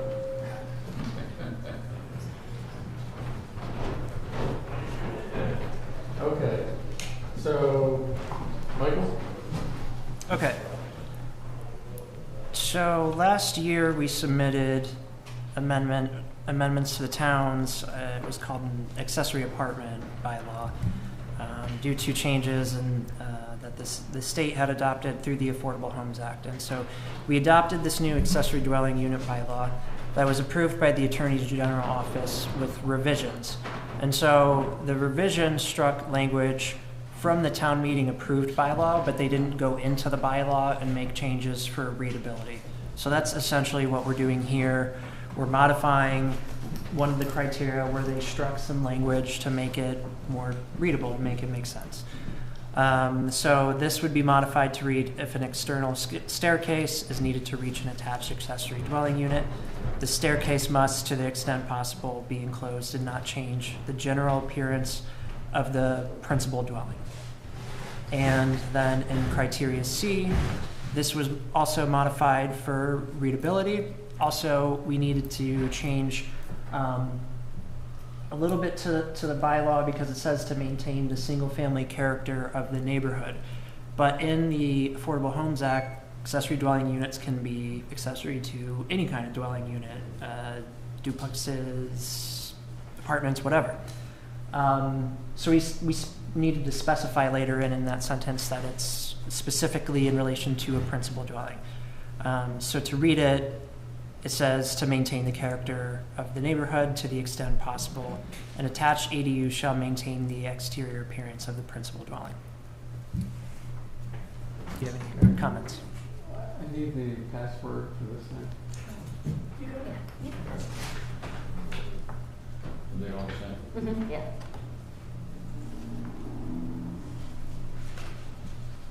So Michael, then these, the reds are the strikeouts and the blue are the new language, right? That's correct. Do you need motions on every one of these as we go through them? Or? I would like a motion just so I think it's easier to do everything step by step instead of having one motion at the end. I would move that we approve the changes to the ADU 952. Comments? All those in favor? Aye. Jim, we had somebody in the audience though. Oh, I'm sorry. Sorry, I didn't see it that. happened so quick. I just have Telemartin 315 on Road. So A is saying enclose a staircase. Is C saying if it's only 3 stairs and it matches the house, it doesn't need to be enclosed? Or you were enclosing every staircase to every house, every accessory dwelling unit.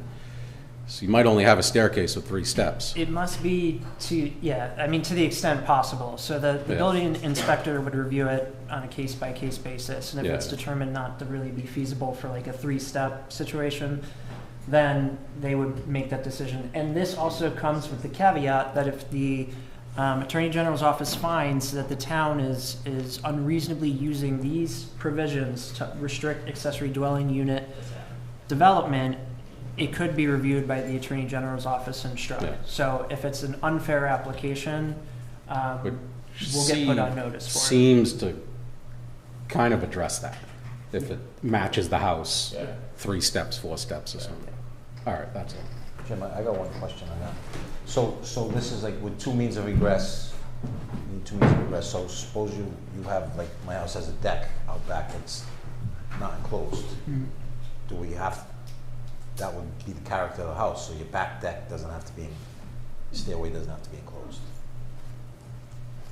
Yeah. And that would be the building inspector's determination. The principal entrance to the ADU. Okay. But, Yeah, I mean, could we make that clarification though? This is access to the ADU, not, does your deck provide access to your ADU? My house, no, what I'm saying, you're saying the unit, so I'm just looking at what the building code would say.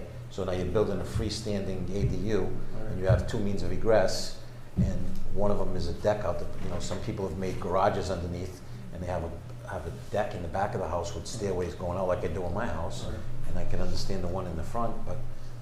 Yeah, it's just the entrance to the dwelling. Yeah. Okay. Well, maybe it should say then the principal access, primary access. Well, the board already voted on it, so you'd have to.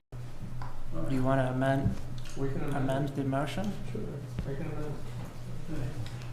So I move that we amend the reading of this, or the wording of this, to say that if an external staircase is needed to reach the principal access to an accessory dwelling unit. Second.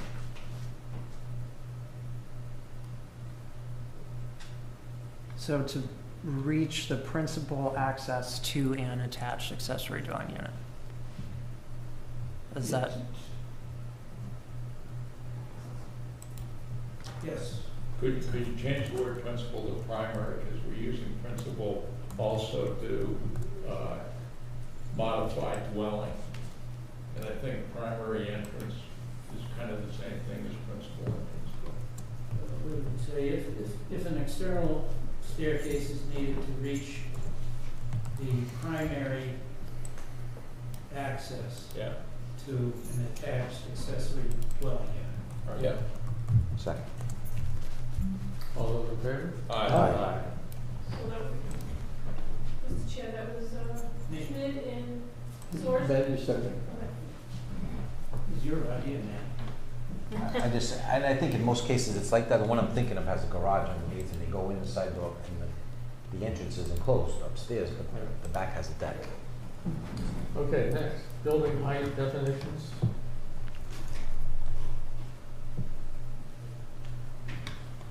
Okay, so the zoning bylaw has two definitions for height, and we really only need one, and the two definitions don't say the same thing. So at the board's last meeting, to discuss this, board decided to go with the first definition up here, which is the longer one. The smaller one would be struck from the zoning bylaw. And so this definition as amended is that the height is described as the vertical distance between the highest point of the roof and the average elevation of the naturally existing mean grade. The measurement is taken at the corners of the building or structure prior to any excavation, leveling, grading, or filling at the building foundation, exclusive of chimneys, air shafts, ventilators, vents, lightning rods, or similar items which may be the height required for proper operation or use. Height applies to all buildings and/or structures. The building or structure shall remain in compliance with the height requirement after final grading.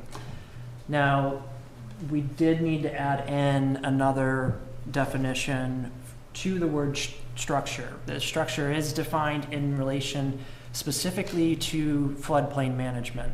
But town council raised the issue of, well, you're not specifically describing what a structure is, so to cover your bases, bring in a definition for structure. So that definition is anything constructed or erected except a boundary wall or fence, the use of which requires location on the ground or attachment to something on the ground for the purposes of this bylaw, buildings or structures. So this is a general definition. Yes. Section 3. So yes. It isn't just pertaining to the height. I mean, you're explaining it. Right. So it's to build on the height definition. Council had flagged that if you don't define what a structure is, that could be left open to interpretation.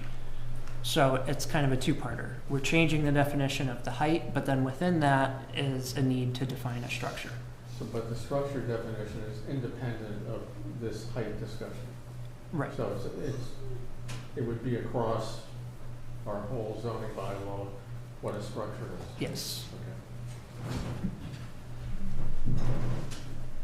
Okay. Can you explain the problem that we're solving here? Well, originally, the problem was that there are two definitions for height in the zoning bylaw. And so the issue is, when the building inspector gets an application, which building height definition is he supposed to use? And this is a common sense, practical thing as well. Move approval. Second. Any more discussion? All in favor? Aye. Aye. Next is dog kennels. There was an act passed last year called, I forget, Ollie's Law, yes.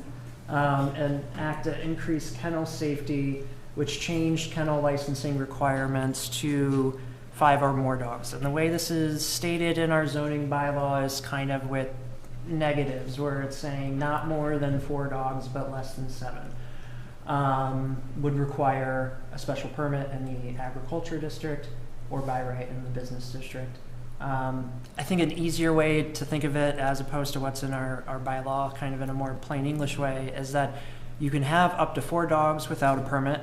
If you have 5 to 6 dogs, you need a kennel license, and potentially a special permit in the agriculture district. And 7 and beyond, you have to be located in the business district and be a commercial kennel, essentially. So this is making the bylaw less restrictive, or it's making it less restrictive. You're able to own more dogs on your property under this change. And we're creating a consistency from what the state requires licensing for down to what we might require a special permit So for. it's still by right in the business district? Yes, by right in the business district for 5 or 6 dogs. For 5 or 6? Okay. And then 7 is also still by right. There's no changes to that. There's just different levels in our Requirements. yeah, so I just wanted to make sure I was acknowledging. I just have one question on that, because I Sure. had a personal issue with this. Uh-huh. Because I had 4 dogs and I was told I can only have 3. Mhm. And then I said, well, I'm gonna go for a kennel license. And then they told me I had to pay $500 to go to the ZBA to get the permit. Is this gonna eliminate, because I would've went for the permit Mhm. instead of breaking the law, but I didn't wanna pay $500 to go to the ZBA to ask for a permit. This would, if you have 4 dogs, well, if you decide to get another dog from the 3, or you have 4. Well, I had whatever 2 the case is. addresses, so it really wasn't Yeah. it wasn't the case, But but. this would allow you to have up to 4. And then if you get a 5th, then the license kicks in only if you're in the agriculture district. If you're in business, you're still fine. Yeah, so even if you're in the agricultural district and you go for a state permit for a kennel, you don't need this. If you have 5 or 6, you need the special permit. Well, the state, I'm going for a state permit for kennel, and I believe I can have up to 20 dogs. So how does that affect that? Are you in the business district? No, I'm in agricultural. So that wouldn't be allowed in the agriculture district. So I can't get a state permit for 20 dogs in the agricultural district? That's correct. You have to, if you have 7 or more dogs, then you have to be located So in the this business bylaw is district. going to eliminate a state regulation, a state permit for kennels. No, it's not eliminating any state permitting. This is making the low end of things less restrictive. Okay. So I can still get that permit from the state for 20 dogs? It could potentially be a zoning violation if you operate that way, but I suppose. That's not making any sense to me then. So you're taking the rights away from my farm to raise dogs? Well, that's not the that is the existing town zoning bylaw. That wasn't something that was posted for this public hearing. I was just acknowledging that 7 dogs or more is a commercial kennel that has to be located in the business district. It's not something that is being proposed to change in here. So a farm can't have a commercial kennel? I don't know if that's really germane to this bylaw change, because we're just talking about changing from 3 dogs to 4, and that's a separate thing that I don't know if So, the I mean, well, the answer right if to that farm would be. bylaw says we can't be overly restricted by zoning, so I would think I would interpret that a different way. I mean, And that's fair. I mean, that's not my call. That would be the building commissioner's call to determine whether or not there's a zoning violation there. I think it would be the agriculture commission, because I think you have to put the AgCom. We don't do enforcement at the planning board, so I don't. Okay, do I have a motion to? Yeah, accept? move approval. Second. All those in favor? Aye. Floodplain regulations. Some background on our floodplain regulations. The town participates in the National Flood Insurance Program, which provides federally backed flood insurance, which is obviously important since we're a coastal town, but I think some folks don't realize that a typical homeowner's insurance policy doesn't cover flood damage. So it's doubly, important that people have access to this, which is typically more affordable than finding private flood insurance.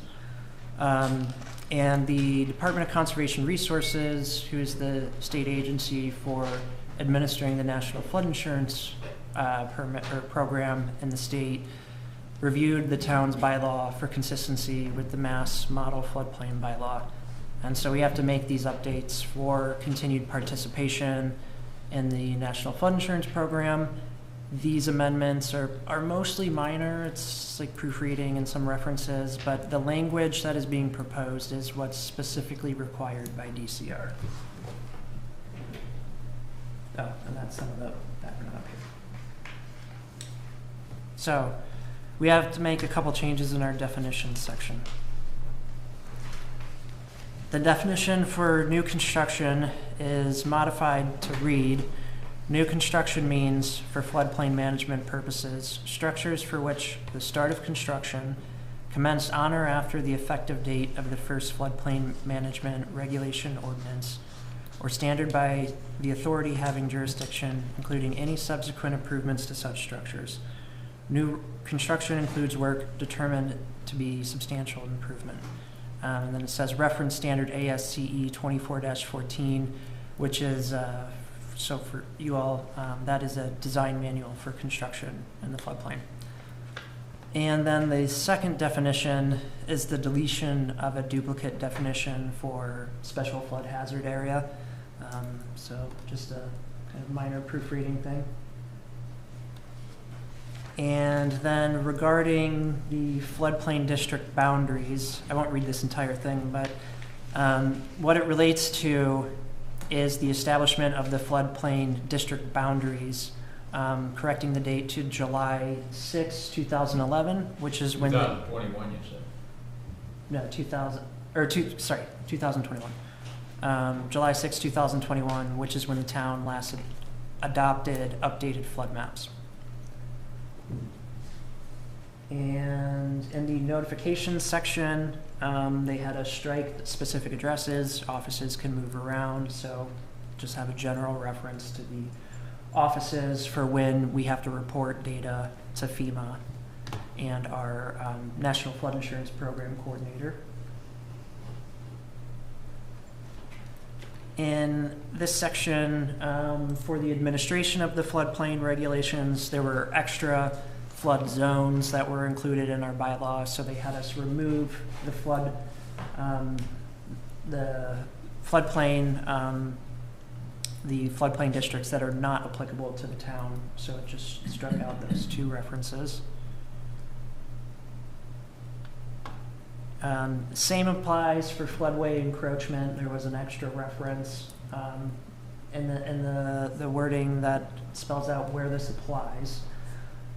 Then in the floodway regulations itself for dealing with those types of encroachment, what this section is essentially saying is that encroachments in the floodway are prohibited unless a hydrologic and hydraulic analysis is performed showing that the encroachment does not increase any flood levels.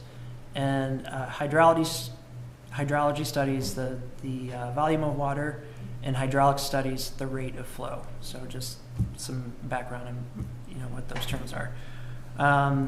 And that these kinds of studies are required for all encroachments in the floodplain, including fill, new construction, substantial improvements, and other development. So that's kind of the plain language of what is up on this screen here. And that's it for the floodplain modifications. Move approval of floodplain regulation. Second. Any comments?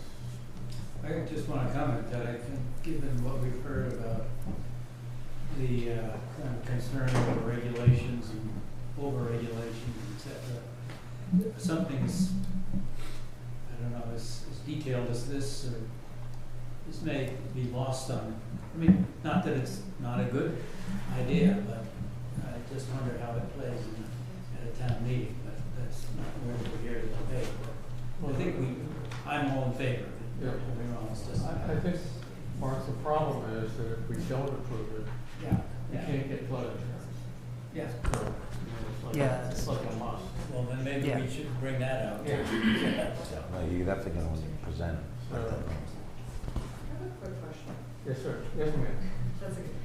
Can you define substantial improvement, basically? Could you identify yourself, Oh, please, sure. for Yeah. naming? Jessica Turner, Davis Road. I hate to make you get up, but the people are great. Definition. I can't hear you. That's tough. No worries. Hi, Jessica, Davis Road. I would just like to see the beginning where it talks about a substantial improvement.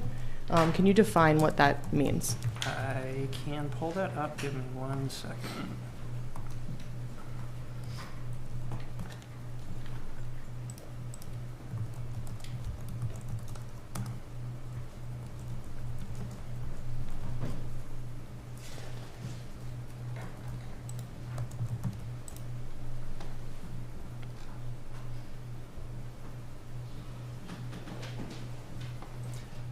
So a substantial improvement is any reconstruction, rehabilitation, addition, or other improvement of a structure that the cost equals or exceeds 50% of the structure's market value before the start of construction. So market value in the year that it's going to be constructed. Right. Okay, thank you. And that's only if you're in a floodplain too. If you're not in a floodplain, none of this applies. No, I appreciate that, I understand. Yeah. That was a good question. Thank you. Okay. Table of use. Yeah, next we have Did we table. approve that? Yeah, we did. Yeah.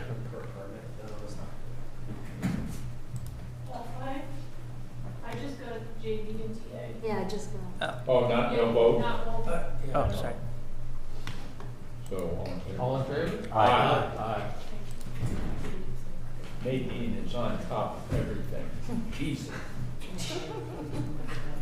Okay, so some revisions to the table of uses discussed, I think at the last couple of meetings, the board has discussed to add a couple of different new uses to the table of uses, and this will be tied into a zoning map amendment. But before we move on to that, we're going to discuss just adding these uses to the table. Cafes and mobile food vendors. And so cafe is proposed to be defined as an establishment primarily engaged in the sale of coffee and tea, beverages and bakery goods, and a mobile food vendor as a food service operation permitted under the Retail Food Code that is operated from a movable, motor-driven or propelled vehicle, portable structure, or watercraft that is able to change location.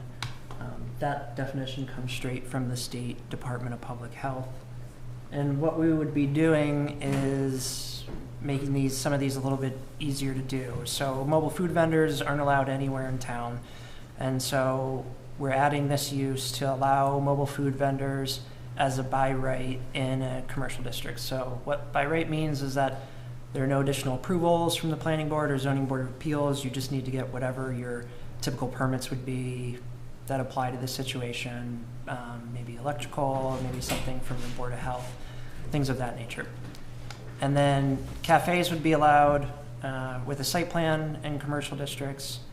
And then we're also proposing to make retail a standalone use. It's currently lumped into wholesale, here's how it's currently written in the bylaw: wholesale business or retail, research laboratory, service or public utility, and then it kind of goes on a little bit. But when we're talking about retail, we're talking about, we're trying to give some degree of scale between a wholesale business, which is like Costco, and like a little furniture store, like antique store or something like that, to allow some, difference in scale. So that would be allowed by site plan. I move approval of definitions and use regulations in section 5, 3 and 5. Second. All those in favor? Aye. Aye. Village commercial district zoning and zoning map amendments. All right, so where this is coming from is that the town has multiple small commercial areas that were historically Westport's kind of village centers, centers of commercial activity. And over time, they've been rezoned residential agriculture. And so I think the board hears that these are valued areas in the community. People like to go to these businesses, but the zoning can become an administrative burden when someone needs to, change the use of the building or expand onto the building, or maybe even make some changes to the site plan. They might need to go and get a variance at the Zoning Board of Appeals, which is an uncertain process and it adds expense and time. And so we wanted to make it easier for small businesses and the spaces where they're located to evolve over time. And so in the background of all of this, we are working on a more comprehensive analysis of the town's village centers, like the head of Westport and Adamsville, that will do some community engagement for later on this year and hopefully for zoning articles in town meeting 2027. But in the meantime, we're just looking at the Adamsville area. And the reason why we're just looking at the Adamsville area is that there is a business that's looking to expand here. And there was a lot of public support for the expansion of the business a year ago, but the town zoning did not allow for them to have that flexibility, and it's been a barrier in that regard. And also at the same time in the Adamsville area, there have been a couple of local businesses that have closed, and we've also heard that the loss of these businesses has really been felt in the area, and we want to make sure our zoning is at least enabling people to bring new activity to the area. And we've also met with leadership in Little Compton, and they were supportive of this as well. So that's where this bylaw amendment is coming from, and it's also a zoning map change. So it's a very, very small area at Adamsville Road, or on Adamsville Road, right at the border of Rhode Island with Little Compton. And it's this area outlined in green. It's just 5 small parcels. And excuse me, sorry. So small they disappeared. And the reason why we selected these 5 parcels is because they reflect the historic village commercial activity on the Westport side of Adamsville. So these parcels include, there's some offices, there's some retail, there's a coffee shop, there's a parking lot, there's a single-family home that was once a shop. I forget what kind of retail it was. I think it was a lamp shop. Yeah, a lamp shop. So that's how we narrowed it down just to these 5 parcels. And so the regulations for this is that this is, I think, the best way to think about this without going over the entire table of uses line by line, is that this is an enhanced residential agriculture district. That is what I started with as the baseline assumption for adding on commercial uses. So really the only thing that would change from the residential agriculture district is that there will be a couple more uses allowed. By right would be mobile food vendor, and then by site plan, it would be offices, retail, and cafe. The retail piece, this is why we separated out the retail from the wholesale, because we didn't want to rezone this area for retail, and I don't think you'd ever see something as at the scale of a Costco down there, but like, we just want to make sure that, you know, something like that doesn't come to pass. So retail and cafe by site plan, and then special permit would be a restaurant.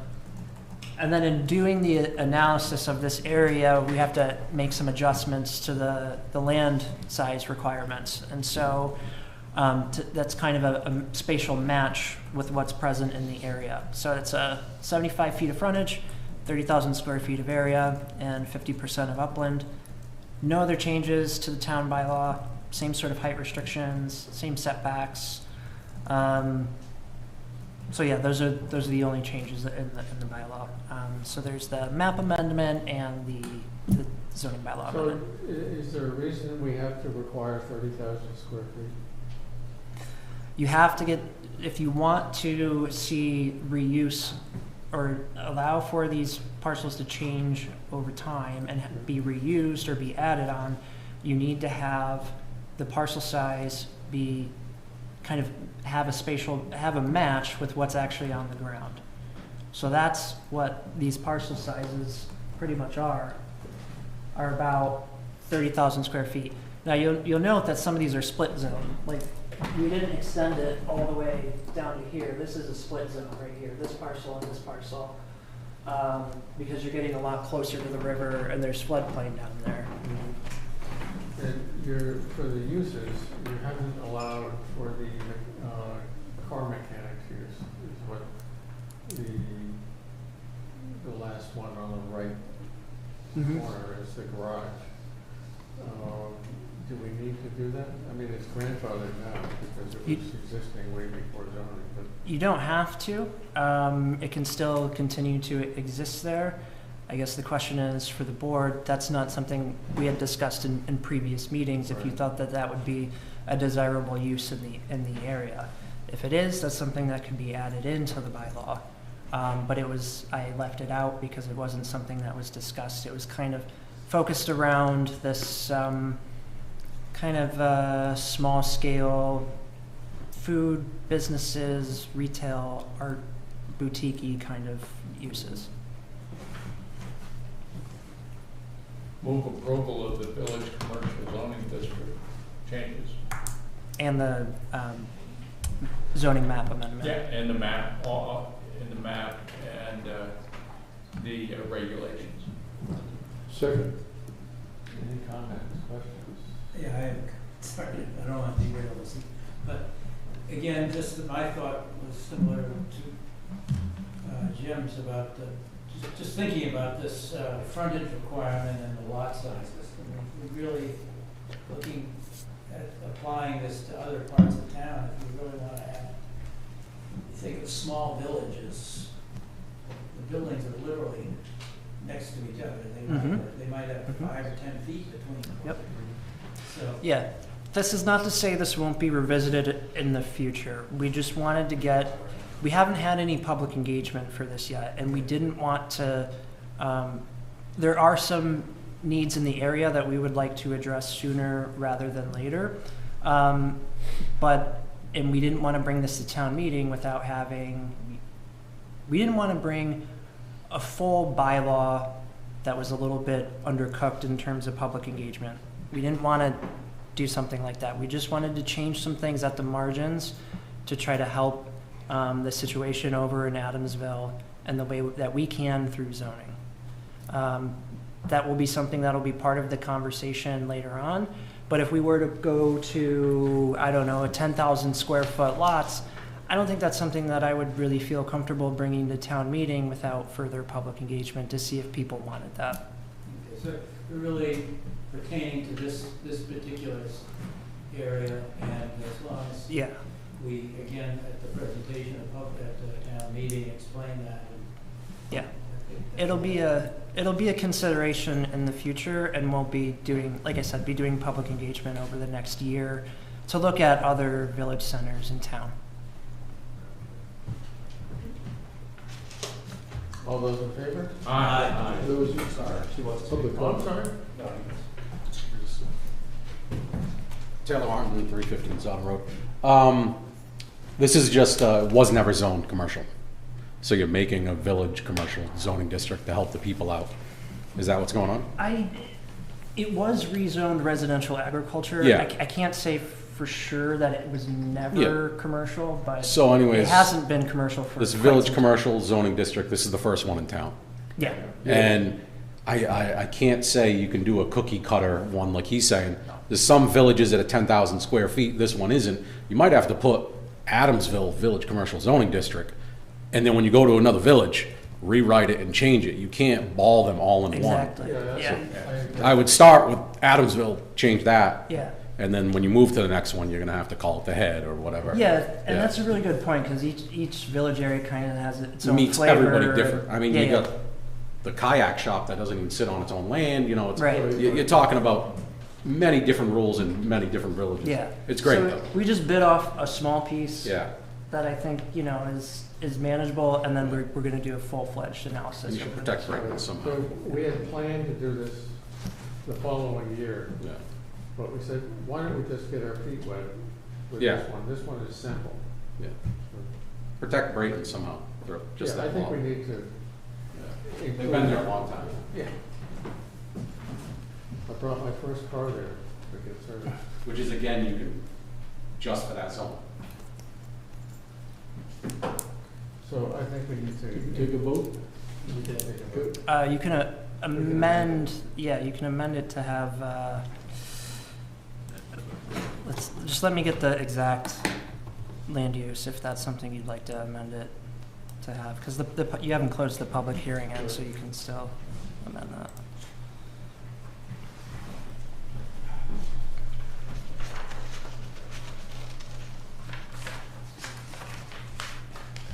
I think auto body shop / auto repair shop would probably be the best category for it. Okay.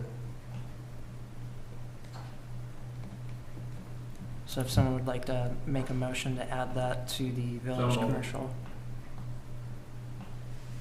Second. All those in favor? Aye. Aye.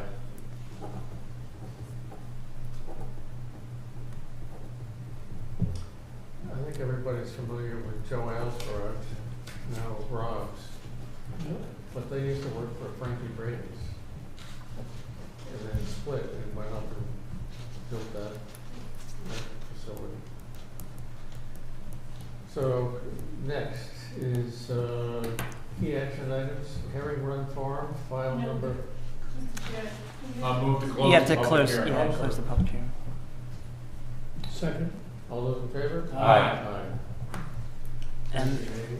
And then, Nothing's getting by her tonight. know. Nothing.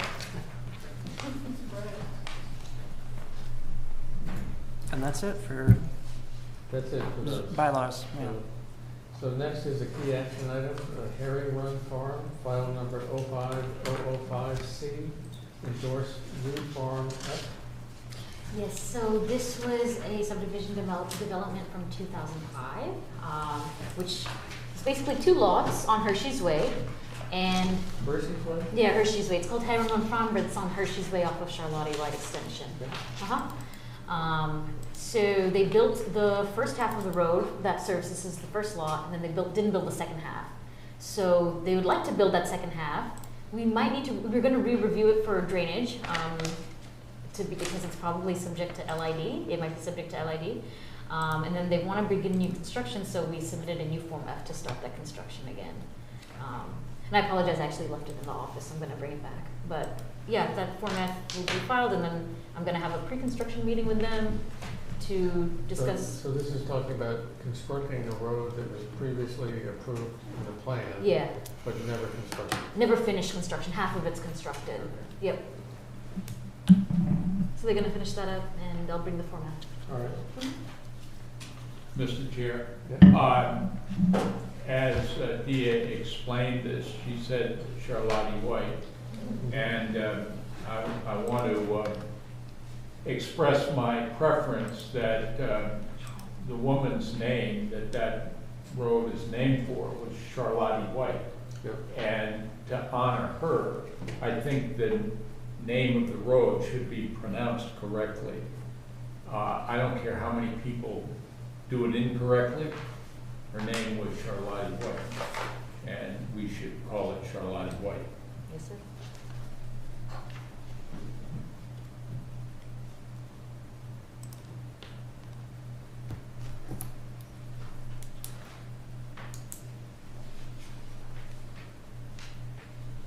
So you don't need action on this then? No, I'll bring the form if you don't mind hanging out for one extra minute, and I'll have you all sign it. Thank you. You wanted a motion on the minutes, Mr. Chair? Please. I've read the minutes of January 13th. I wanted to make sure that my effusive praise of the staff work on the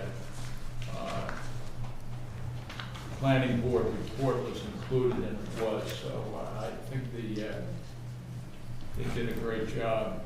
It's in the minutes now, which means it'll be there forever. We only accept money too. I move approval of the January 13th minutes. Second. Any comments, amendments? All those in favor? Aye. And next is correspondence. There's a notification from the Zoning Board of Appeals that there's a variance requested from the use regulations at a property kind of off of Hicksbridge Road to allow parking of commercial vehicles, equipment, trucks, trailers, excavators, and loaders. It's something that could potentially come to the planning board under low impact development. So we'll see what they submit to the zoning board, and if they get their approval, then we'll take a look at it and let them know. You don't know when that meeting is? It's February 11th at 6:30. Okay, and the Waban mortgage, is that the same date? Yes, there's one from Waban Mortgage asking for a variance to allow for the storage of 12 buses and a construction of 7,000 square foot building. If that's something that the ZBA grants, it would have to come to the planning board for a major site plan application. So those are maybe on the horizon. I thought that one is. Just want to remind everyone that on Wednesday, there's going to be, tomorrow night, is the meeting, public meeting on the old high school. Redevelopment of that property, so I know that's it's been a long road, and they're looking for public comment again. It's at the new high school, the new middle high school, 6 o'clock. It's at the new high school? Yes. Okay, yeah. And I'll remind people that the Climate Resilience Committee meets here Thursday at 5 o'clock. Busy week. Busy week. Okay. Move to adjourn. Anything else? All those in favor? Aye.